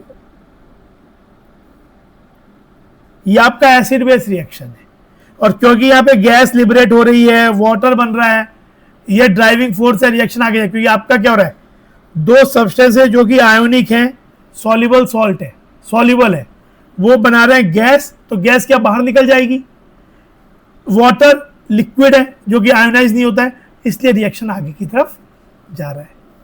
तो ये हो गया, बैलेंस करेंगे तो 2 NaCl 2 HCl, हाँ हो गया बैलेंस, अभी दिया हुआ है, पर ये वाली रिएक्शन जैसे अगर एग्जाम में आएगा तो ये आप उम्मीद नहीं कर सकते कि ये वाली रिएक्शन आपको दी हुई होगी, ये आपको खुद ही लिखनी पड़ेगी।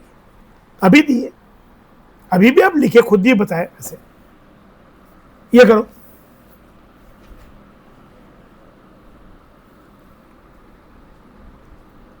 सिक्स मोल्स ऑफ HCl, दो लिमिटेड निकलने का मतलब है कि दोनों क्वांटिटेटिवली है, ऐसे केसेस में लिमिटेड किसी को भी मत बोलो, इस केस में हम ये बोलेंगे quantities are taken stoichiometrically, they are taken in stoichiometric amounts, कि जितना जितना चाहिए, कुछ भी वेस्टेज नहीं।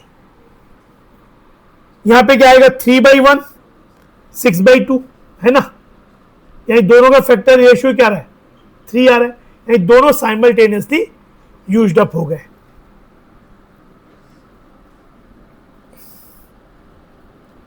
तो ये बस, ये भी 0 बच जाएगा, ये भी 0 बच जाएगा। अब 1 मोल 2 मोल बनाता है, किसी से भी ले लो, अब तो दोनों ही पूरे, तो 1 से 2 मोल बनते हैं, तो 3 से 6 मोल बनेंगे NaCl, 1 से 1 बनता है तो 3 से 3 बनेंगे, और CO2 कितना बनेगा, 1 से 1 बनता है तो 3 से, हमें पूछा क्या है, volume of CO2 at STP, CO2 gas है, मोल्स मिल गया 3, हमने एक चीज पढ़ी है, STP पे 1 मोल गैस का वॉल्यूम कितना होता है, 22.4 लीटर, है ना, पढ़ा है बात, कि किसी भी गैस का STP पे या NTP पे 1 मोल का वॉल्यूम 22.4 लीटर है, तो 3 मोल मिल गए आपको, तो अगला वॉल्यूम कितना हो जाएगा, 3 इंटू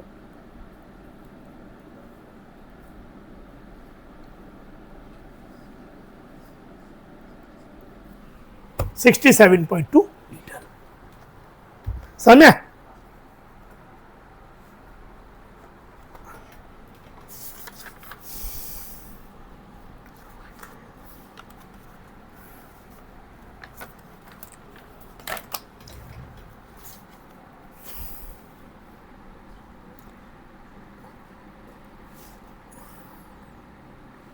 अगला क्वेश्चन लिखो, 6 moles of Na2CO3 is reacted with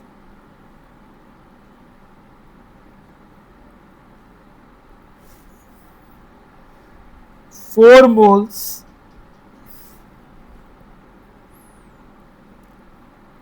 of HCl solution.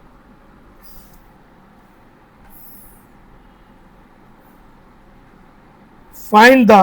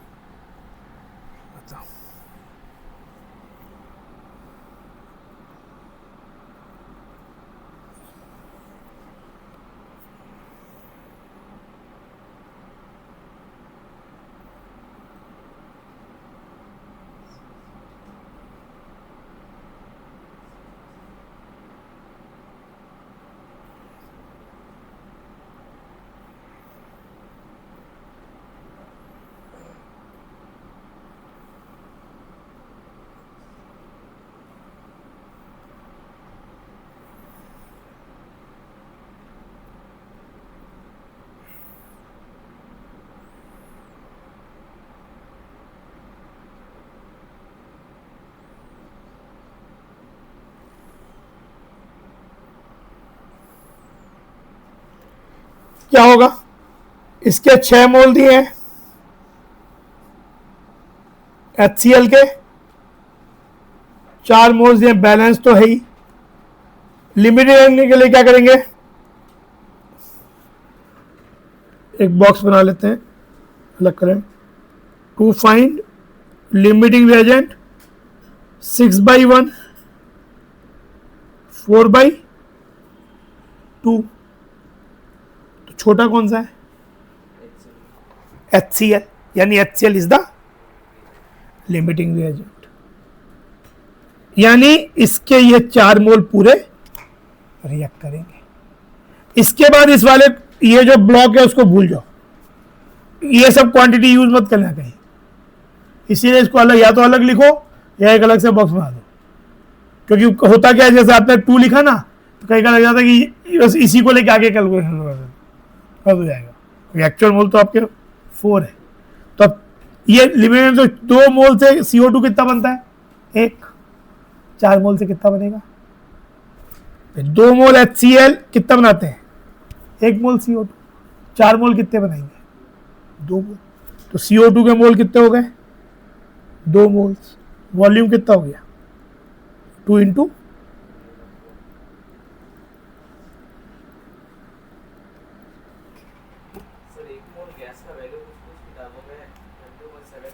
वो जो नए कन्वेंशन में जब है ना NTP पे टेम्परेचर जो है 293 केल्विन लेते हैं। तो अगर आप NTP पे जो न्यू NTP कंडीशन, STP तो अभी भी वही है, पर न्यू NTP कंडीशंस जो हैं उसमें जो प्रेशर तो वही है लेकिन टेम्परेचर 293 केल्विन है, तो हल्का सा वैल्यू बढ़ जाता है। ये अभी तक भी क्या है ना कि प्रॉब्लम्स दो तरीके के मिलते हैं, कुछ पुराने प्रॉब्लम मिलते हैं तो उसके आंसर में आपको 22.4 लेने से आंसर आता है, कहीं पे अभी नया किसी ने बड़ा केयरफुली बनाया तो ठीक है, पर उसने पुराना चीज़ रख दिया तो अभी भी कुछ कुछ क्वेश्चंस में, तो ये मतलब अगर क्वेश्चन में बहुत क्लियरली समझ में आ रहा है, जैसे एनसीईआरटी में धीरे धीरे उन्होंने एनटीपी कंडीशन को चेंज कर दिया है, न्यू एनटीपी एनसीईआरटी में एनटीपी कंडीशन वो 293 केल्विन वाले ही लेते हैं। तो ये सोच लो कि अगर एनटीपी अलग से लिखा हुआ है तो NTP conditions new NTP conditions ले लो।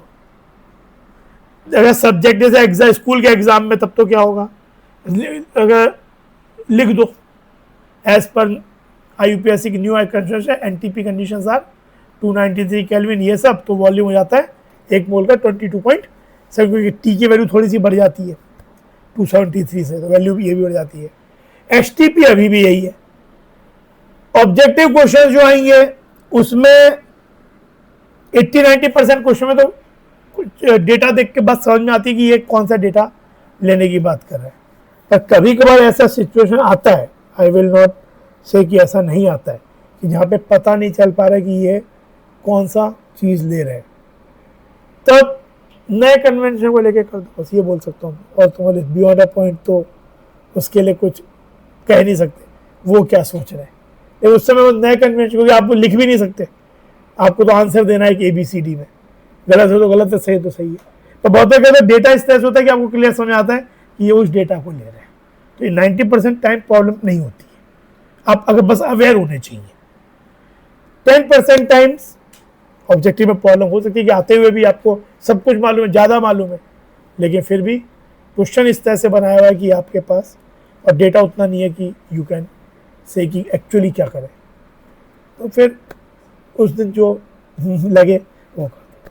पर जनरली नया करने उस समय अपना एक रूल फॉलो कर लो, टेक द न्यू कन्वेंशन कि एनटीपी पे 22.78, ठीक है।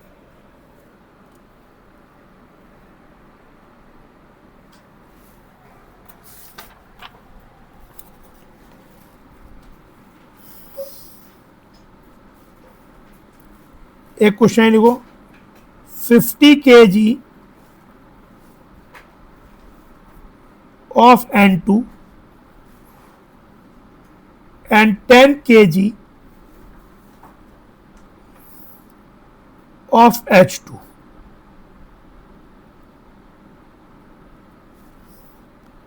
are mixed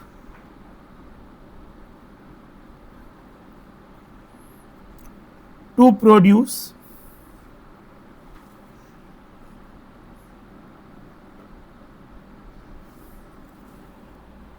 ammonia gas. Calculate, ये आपका एनसीईआरटी का सॉल्व एग्जांपल है।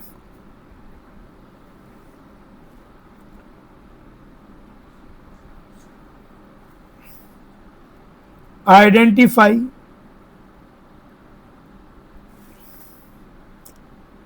The limiting reagent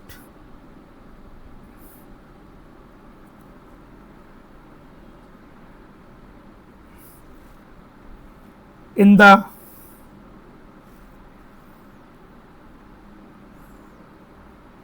production of ammonia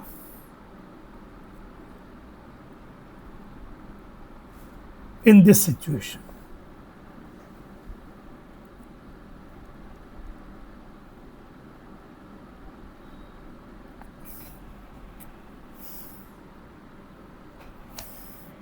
reaction यहाँ पे दी नहीं है, पर इससे से बहुत कुछ सब कुछ बोल तो दिया ही है।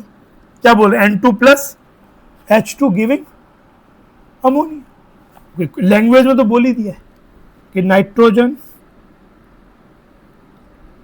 ये हैबर्स प्रोसेस कहलाती है। World wide most of the ammonia commercially is prepared by this method. Relatively nitrogen जो है एटमॉस्फेयर से ही मिल जाती है,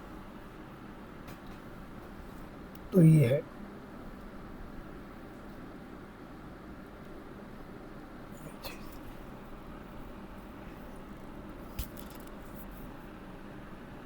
मासेस दिए, तो अगर आप जिस वे में अभी डील करना चाहते हो तो पहले मोल में कन्वर्ट करना पड़ेगा, है ना।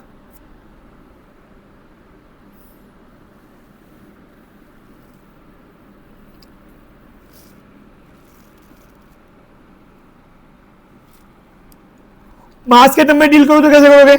तब सोचोगे इसका 1 मोल है एंड 28 ग्राम, केजी में भी सोचो 28 केजी, सो 28 केजी नीड्स 6 केजी। अगर मास में सोचो तो कैसे सोचोगे? 28 KG needs 6 KG, 3 into 3 moles H2, तो 1 मोल H2 का मास कितना 2 ग्राम है, तो 28 ग्राम नीड्स 6 ग्राम, 3 इंटू 2, तो 28 केजी विल नीड 6 केजी। तो यानी अब आप ऐसे सोच सकते हो कि अगर सपोज ये क्या, ये मान लो कि एक बार वापस प्रॉब्लम बिल्कुल बेसिक से सॉल्व करते हैं, तो अगर let N2 is the limiting reagent assume, तो 28 KG needs 6 KG hydrogen, 1 KG will need 6/28, आपके पास क्या है 50 केजी, दैट विल नीड 3 14, 150/14, 75/7, कितना हुआ 10 पॉइंट समथिंग, कितना चाहिए 10 पॉइंट समथिंग चाहिए, है कितना 10 केजी, क्या है नहीं, थोड़ा सा कम पड़ गया, यानी your N2 can't be the limiting reagent, तो इट शुड बी, जब दो ही चीजें हैं तो क्या होगा, एक नहीं है तो दूसरा होना ही पड़ेगा। 3 में दिक्कत होती है, 3 में ये नहीं है तो फिर दूसरे को मानना पड़ेगा, फिर तीसरे की बारी आएगी। 2 में तो अगर एक चीज नहीं है तो दूसरी है, और वही हो जाती तो वही है, तो यहां पे क्या हो गया, hydrogen is the limiting reagent, यानी ये 6 केजी पूरा रिएक्ट करेगा, ये नहीं रिएक्ट करेगा। तो अब ये पूछ क्या है, अमोनिया कितना बनेगा, कैलकुलेशन किससे करें, हाइड्रोजन से, तो हाइड्रोजन का 6 केजी कितना बनाता है अमोनिया, 6 केजी, मतलब ये इसका मतलब अपने पहले लिमिटिंग रिएजेंट क्या निकाल लिया, हाइड्रोजन। अब एक्चुअल सिचुएशन क्या है, एक्चुअल सिचुएशन क्या है, एक्चुअल सिचुएशन में तो क्या है 10 केजी है ना, ये 10 केजी है, 50 केजी है, ये आप निकालिए कि लिमिटिंग रिएजेंट हाइड्रोजन है। ये बस समझ आई कि कैसे निकाला, मतलब यहां पे मैं मास के टर्म में डील कर दिया, पर मास के टर्म में डील से कोफिशिएंट से काम नहीं चलेगा, पूरा मास लेना पड़ेगा। आपको सोचना पड़ेगा कि पहले ऐसे सोचो 1 मोल था, 1 मोल मतलब 28 ग्राम, 28 ग्राम नीड्स 3 मोल मतलब 6 ग्राम, तो 28 केजी नीड्स 6 केजी। तो आप एक बार मान लेते हैं कि यही लिमिटिंग रिएजेंट है, लेट्स से किसी एक को मान लेते हैं, तो 28 KG needs 6 KG, 50 KG needs 6/28 into 50, जो कि हमने देखा सॉल्व करके 10 पॉइंट समथिंग आता है मास। 28 के लिए 6 चाहिए, 1 के लिए 300/28, तो 10 पॉइंट समथिंग आया, 11 से छोटा आया 10 से बड़ा आया, पर आपके पास है कितना हाइड्रोजन 10 केजी, तो आपको तो जो चाहिए वो क्वांटिटी से कम है, तो nitrogen can't react completely, it has be the other way around, दो ही चीजें, hence hydrogen is the limiting reagent. What does that mean, it's 10 KG will react completely, तो 6 केजी अगर रिएक्ट करते हैं, अब मोल से मास में देख रहे हैं 3 इंटू 2, 6 केजी रिएक्ट करते हो तो कितना बनता है ये 34 केजी, 17 इंटू 2, 6 केजी बनाता है 34 केजी, तो 10 केजी कितना बनाएगा 34/6 इंटू 10, 340/6, सॉल्व करके आता है 170/3, यानी नियर अबाउट 57 आ जाएगा, नियर अबाउट 57, समझे। अच्छा, इसको ऐसा नहीं कि वैसे वैसे भी कर सकते थे, ऐसा नहीं कि ये इसका तरीका मैंने बदल दिया तो दूसरे के लिए अलाउड नहीं था, मैंने एक और तरीका भी संग में यूज कर लिया, पर मैं अगर सपोज अब उससे जाऊं, लेट्स गो टू अब हमारा जो तरीका ज़्यादा हम जो यूज करेंगे मोल वाला, तब मैं क्या करता, 50 kg के मोल कितने हैं, 50 इंटू 10 पावर 3 मास ग्राम में बाई 28, ये इसके मोल हो गए, मोल्स ऑफ, पहले मोल निकालने पड़ेंगे इसके लिए। और हाइड्रोजन के मोल्स कितने हो गए, 10 into 10 power 3 by, to find limiting reagent क्या करते हैं इस तरीके में, मोल बाई कोफिशिएंट। तो इसके मोल तो कितने हो गए, कोफिशिएंट कितना है, N2 का कोफिशिएंट क्या है 1, और H2 के लिए क्या होगा, ये N2 के लिए, H2 के लिए उसके मोल कितने हैं 10/2 5 इंटू 10^3/3। तो ये वैल्यू कौन सी वैल्यू छोटी कौन सी बड़ी है, 5/3 है 1.67 इंटू 10^3, और वो कितना है 50/28 यानी 25/14। करके देखो,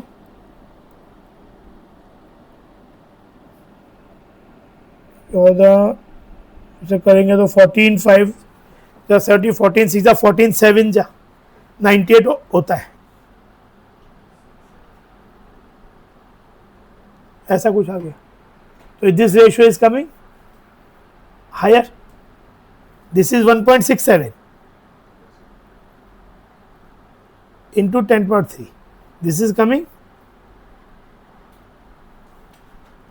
कौन सा छोटा है, ये वाला, यानी कौन सा लिमिट रेंज हो गया, हाइड्रोजन। यही तो बोल रहे, वहां भी हम ऐसे कहते हैं, आएगा दोनों से आना ही पड़ेगा तो। और यही बस आना है, ये आ गया तो हो गया, बस यही आपको इसमें क्लियरिटी आ गई कि इस वाले को किया तो ऐसे होगा, ये वाला किया तो इस तरह से हो जाएगा, ये जो इतनी सी बात क्लियरिटी आ गई, आगे जो मतलब उसके बाद अगला पार्ट रह गया जो बड़ा काम है कि रिएक्शंस की नॉलेज वो समय के संग बढ़ती जाएगी, पर ये आसान काम है, इसका मेथड है। कोई भी भाई एक है कि रिएक्शन की नॉलेज तो बहुत बड़ा वो तो मतलब बड़ा काम है, वो तो धीरे धीरे धीरे धीरे इंप्रूव होगा, लेकिन एक रिएक्शन का इंटरप्रिटेशन तो एक तरीका है, एक दो से करना आ गया तो आ गया, फिर तो मतलब मैथमेटिकल पार्ट तो आ गया, अब बस रिएक्शन सीखो, रिएक्शन सीखते से क्वेश्चन हो जाएगा। समझ में, आप वो एक्सेस कितना बचा वो भी निकाल सकते हो। जैसे कोई पूछे कि जो एक्सेस है वो लिमिटिंग तो हाइड्रोजन है, एक्सेस कौन सा है, नाइट्रोजन, बचा कितना, तो चलो मैं मास में ही करता हूं, N2 प्लस, बात समझ में आ रही है ना। तो ये आपका लिमिटिंग है ना, इसका 10 kg दिया, इसका 50 kg दिया है एक्चुअल अमाउंट। अगर इसका 6 kg रिएक्ट करता है तो इसका कितना रिएक्ट करता है 28, है ना, 1 मोल। अगर इसका 3 इंटू 2 6 ग्राम रिएक्ट करता है 28 ग्राम से, तो 6 kg 28 kg से उसी रेशियो में, तो 1 और 10 kg कितने से रिएक्ट करेगा 280/6 से, 6 kg रिएक्ट किया 28 kg से, 1 करेगा इतने से और 10 kg इतने से, तो ये जो है रिएक्ट कर गया, बच कितना गया 50 माइनस, ये वैल्यू जो भी आएगी ये आएगी 140/3 वॉट एवर इट कम्स, तो ये बच कितना जाएगा 50 माइनस, है ना, this is a remaining amount.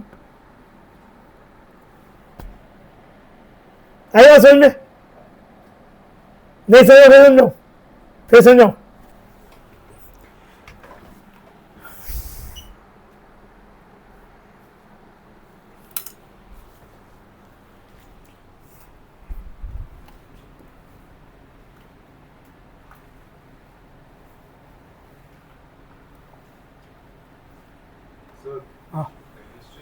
मास को पॉइंट में आया तो उसका अप्रोक्स ले सकते हैं मैं NSC प्रोड्यूस एनएससी अपना उसमें आया 56 पॉइंट समथिंग आया। 56.6 हाँ ठीक है, मतलब अप्रोक्स 57 दे सकते हो, और 56.6 आ गया तो अगर आपके पास ऑब्जेक्टिव क्वेश्चन है तो चॉइसेस विल सजेस्ट कि आप क्या करना चाहिए, और सब्जेक्टिव है तो leave 56.6, there is no harm in that, है ना। तो ये देखो, अब फिर से बात समझो इसको, ये है मेरा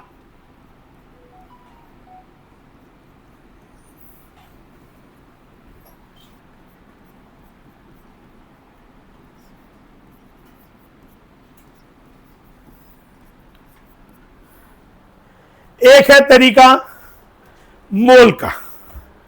अगर हम इसके, मान लो मैंने इसके मोल निकाल ली, इसके मोल कैलकुलेट करके x निकाल लिए, इसके मोल y निकाल लिए, तो मैं लिमिटिंग रिएजेंट के लिए ये यूज करता हूं x/1, ये बैलेंस रिएक्शन है, y/3, ये दो रेशो निकालूंगा, जो छोटा आएगा वो लिमिटिंग रिएजेंट है, जो रेशो छोटा आएगा वो लिमिटिंग रिएजेंट है। और उसके बाद में ये मोल्स है, अभी ये मोल्स है, ठीक है, ये मोल्स है। तो ये किया, अगर सपोज ये छोटा आया, लेसर आया, तो ये लिमिटिंग रिएजेंट है, तब मैं कैसे डील करूंगा, इसका मतलब क्या, ये पूरा रिएक्ट कर जाएगा, 0 बच जाएगा।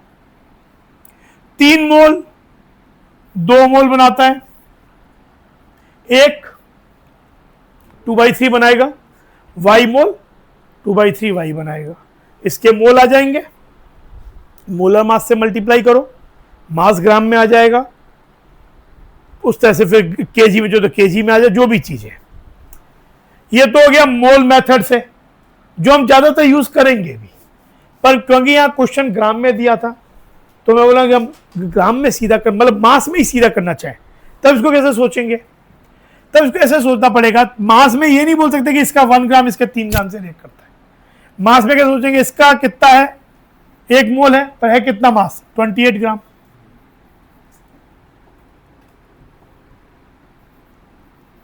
28 gram reacts with what mass of hydrogen, 6 gram की 2 और इंटू 3, पर 28 ग्राम 6 से रिएक्ट करता है तो 28 केजी 6 केजी से रिएक्ट करेगा, तो मैंने इसको केजी में चेंज कर लिया, एक ही बात है, उसी रेशियो में। तो 28 केजी के लिए 6 केजी हाइड्रोजन चाहिए। मैं सपोज मान लिया कि नाइट्रोजन इज द लिमिट, मैंने गलत वाली चीज मानी जिससे डिस्कार्ड हो जाए, let this is a limiting reagent, तो ये क्या होगा, इसका मतलब क्या है कि ये पूरा खत्म हो रहा है, यानी 28 केजी के लिए आपको चाहिए होता है 6 केजी हाइड्रोजन, एक के लिए चाहिएगा 6/28, पर है कितना आपका N2, कितना केजी है, 50 केजी है, 50 के लिए कितना चाहिए, ये जो अमाउंट आ रहा है ये हाइड्रोजन का अमाउंट है, तो हो गया 300/28, जो भी है ग्रेटर देन 10 है ना, 10 पॉइंट समथिंग आएगा, 11 से छोटा आएगा। तो आपके पास ये कितना है, H2 है कितना आपको दिया हुआ, 10 केजी, पर आपको चाहिए 10 पॉइंट समथिंग, तो इतना तो है ही नहीं, कहां से आएगा, मात्रा बन जाएगा। यानी ये बात आपकी, ये सोच सही नहीं फिट बैठी कि नाइट्रोजन पूरा रिएक्ट कर जाएगा, यानी नाइट्रोजन लिमिटिंग रिएजेंट नहीं है। तो दो ही अगर चीजें हैं तो क्या होगा, एक नहीं है तो दूसरे को होना ही पड़ेगा, तो hence hydrogen is the limiting reagent. अब हाइड्रोजन जब लिमिटिंग रिएजेंट हो गया, अब एक बार क्या करो, ये पता चल गया, अब N2 + 3H2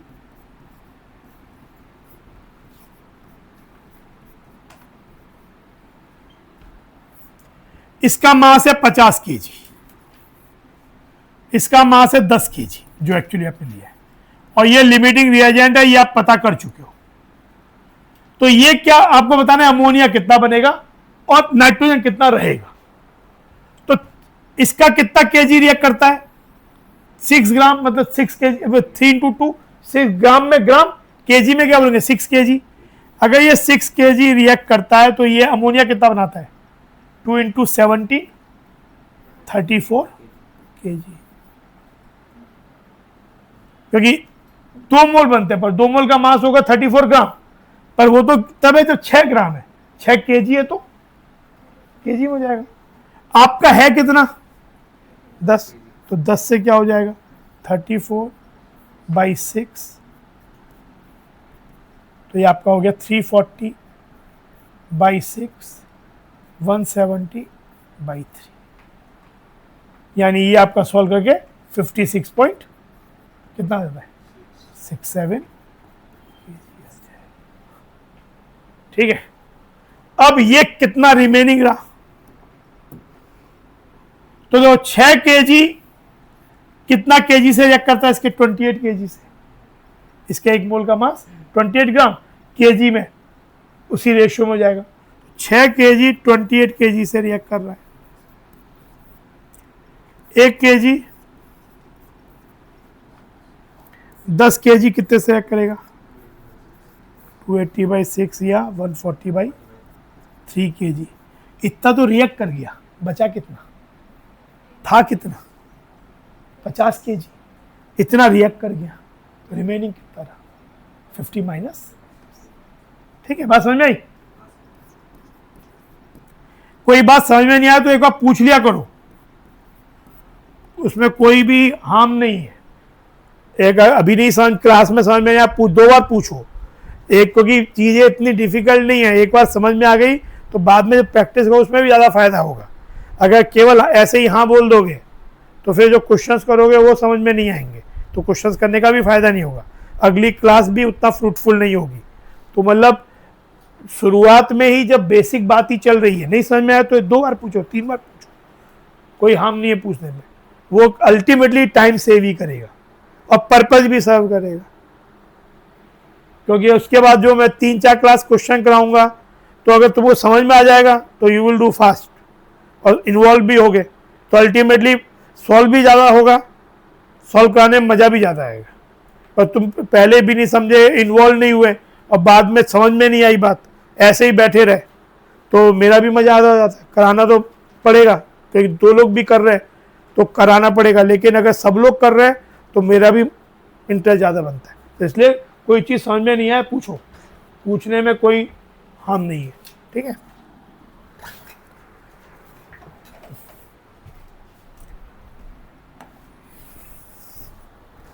पर ये मत सोचो कि दूसरा क्या सोचेगा, हर कोई यही सोच रहा है कि कोई तो पूछ ले एक बार, तो फिर से बता दें sir.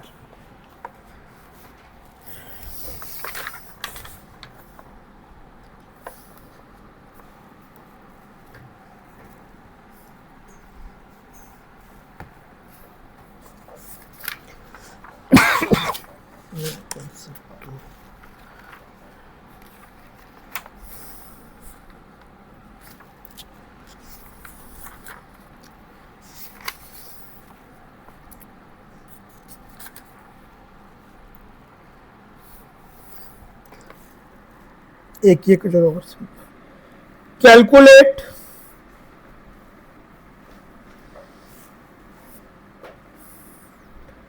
The amount of water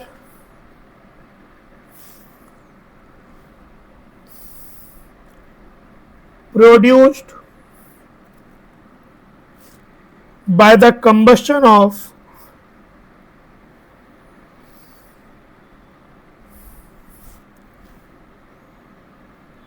(16 gram of methane).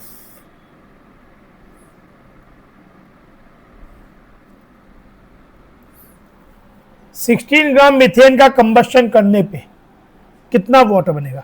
Methane का फॉर्मूला क्या है? CH4। अगर किसी भी कंपाउंड को, हाइड्रोकार्बन को, हाइड्रोकार्बन का मतलब कार्बन और हाइड्रोजन कंपाउंड, इथेन भी, एल्केन भी हाइड्रोकार्बन है, एल्कीन भी हाइड्रोकार्बन है, एल्काइन भी हाइड्रोकार्बन है, और इवन बेंजीन जो कि इन तीनों में नहीं है, पर उसमें भी केवल कार्बन हाइड्रोजन होता है, वो भी हाइड्रोकार्बन है। एनी हाइड्रोकार्बन का अगर कंप्लीट कंबशन करोगे तो ultimately it will yield CO2 and water complete combustion पे। तो देखो ये CO2 एंड वाटर बैलेंस कैसे करें इसे? सबसे लास्ट में बैलेंस करेंगे ऑक्सीजन को। कार्बन कितने? एक है ना। हाइड्रोजन कितना है? 4। तो वहां पे हाइड्रोजन कहां पे 4 करना पड़ेगा? 4 करने के लिए क्या करें? वाटर को 2 कर दे। ऑक्सीजन को सबसे लास्ट सोचो, क्यों? क्योंकि ऑक्सीजन अकेला है, जितना भी मुझे चाहिए पड़ेगा, मतलब मुझे 5 चाहिए तो मैं क्या कर दूंगा? 5/2 कर दूंगा, क्योंकि O2 में 2 है, 5/2 इंटू 2 5 हो जाएंगे। तो मैं लास्ट में जो चाहिए लिख सकता हूं, उसे मुझे कुछ और चीजों को डिस्टर्ब नहीं करना पड़ेगा। तो जब भी किसी रिएक्शन में कोई एक सिंगल कंपाउंड आ जाए, सिंगल एलिमेंट वाला कंपाउंड आ जाए, तो उसकी बैलेंसिंग की डिफिकल्टी लेवल बहुत कम हो जाती है, क्योंकि एक आपको ऐसी स्पीसी मिल गई जिसको आपको कुछ अभी नहीं सोचना है, सबसे लास्ट में सोचना है। अब क्या हुआ? कार्बन बैलेंस हो गया, हाइड्रोजन बैलेंस। ऑक्सीजन कितना है इसमें प्रोडक्ट साइड में? 4। तो ये कितना कर दे? 2। अच्छा एक बात और समझ लो, लिख लो एक रिएक्शन आगे मैं लिखवाऊंगा अभी। कोई इन जनरल हाइड्रोकार्बन है CXHY, इसमें सब आ गए, कुछ भी X कुछ भी Y। अब वो अलग बात है, केमिकल बॉन्डिंग के पॉइंट से फॉर्मूला पॉसिबल होना चाहिए। आपको जैसा फॉर्मूला बना दिया जो पॉसिबल ही नहीं है, मतलब वो बॉन्डिंग के क्राइटेरिया को सेटिस्फाई ना करे। आपने पढ़ा जैसे इथे एल्केन है, उनका फॉर्मूला क्या होता है? CnH2n+2। अब आपने किसी ने बोल दिया C4 एक एल्केन है जिसका फॉर्मूला है कि जैसे इस पे एल्कीन बोल दो CH2, तो CH2 तो कोई कंपाउंड नहीं, मतलब कार्बन की टेट्रावैलेंसी सेटिस्फाई। पर अगर वो एडजस्ट कर सकता है किसी वे में, अभी उस बात को भूल जाओ, वो बॉन्डिंग पढ़ते समय आएगा। फॉर्मूला है, हाइड्रोकार्बन है, उसका कंबशन की है, तो क्या बनेगा? CO2 एंड सबसे पहले किसे बैलेंस करें?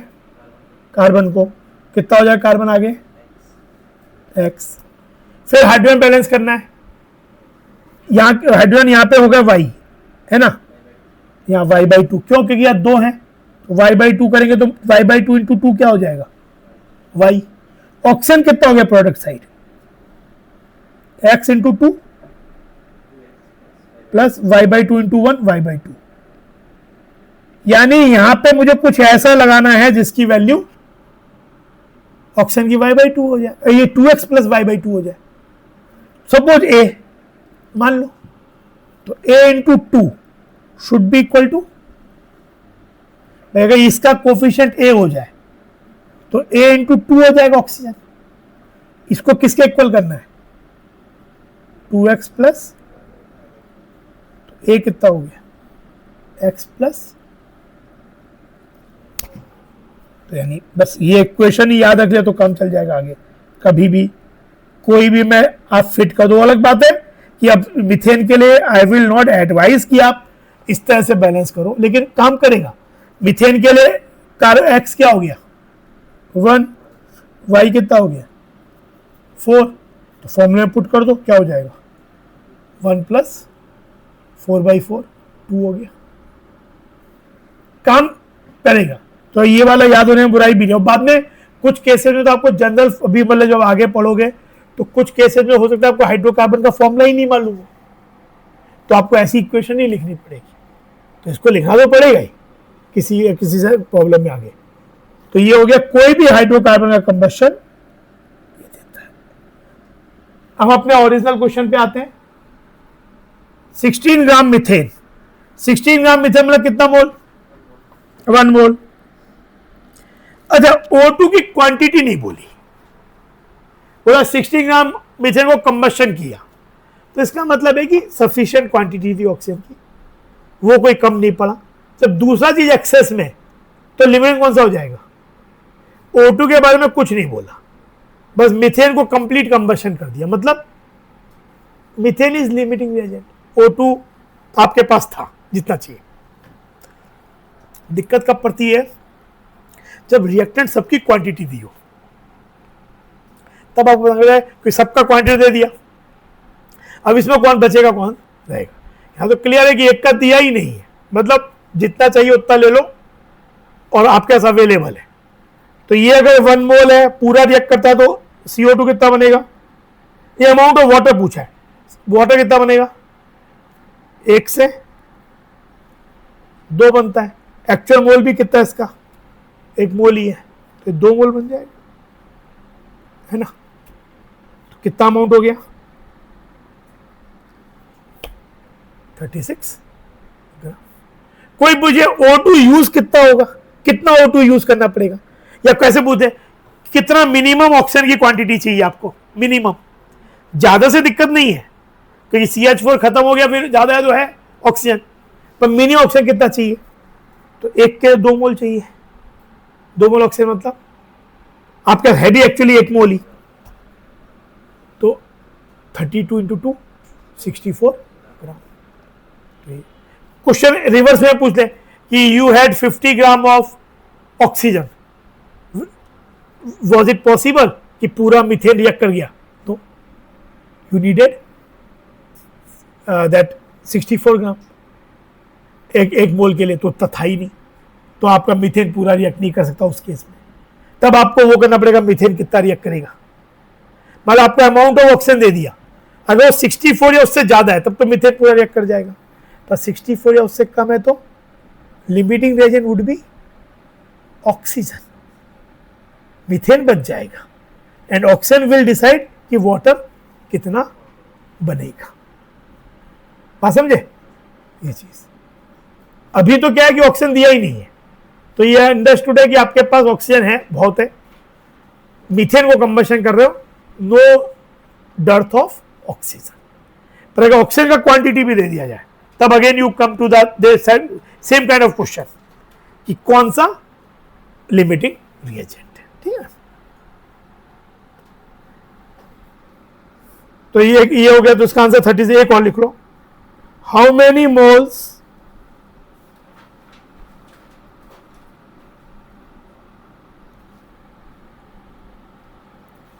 of methane are required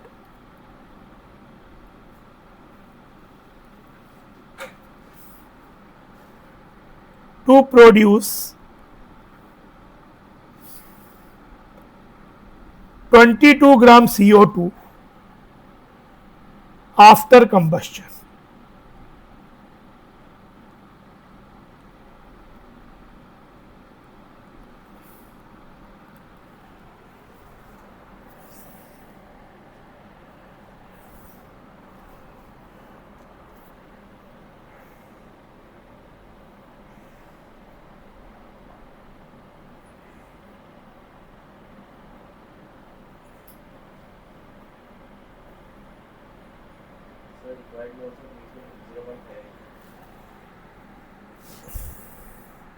बिल्कुल सही। तो फिर से वही reaction, CH4 plus O2, CO2 plus 2 water, ये है रिएक्शन, वही है। अब ये बोल रहा है how many moles of methyl required to produce 22 gram ये बनाना है, तो ये कितने मोल हो गए 22 के, 0.5 मोल हो गए CO2 के, और तो कुछ मैं बस इसका आपको 0.45 मोल बनाना है। इसके लिए मीथेन कितना चाहिए, तो 1 मोल CO2 के लिए कितना मीथेन चाहिए, 1 मोल, तो 0.5 के लिए 0.5, 1 मोल CO2 के लिए यू नीड 1 मोल CH4, 0.5 के लिए 0.5। O2 कितना लगेगा, 1 के लिए 2, 0.5 के लिए 1। कोई पूछे जब CO2 का इतना मोल बनेगा तो वाटर के कितने मोल बनेंगे, तो जब ये 1 बनता है तो ये 2 बनता है, तो 0.5 ये बनेगा, तो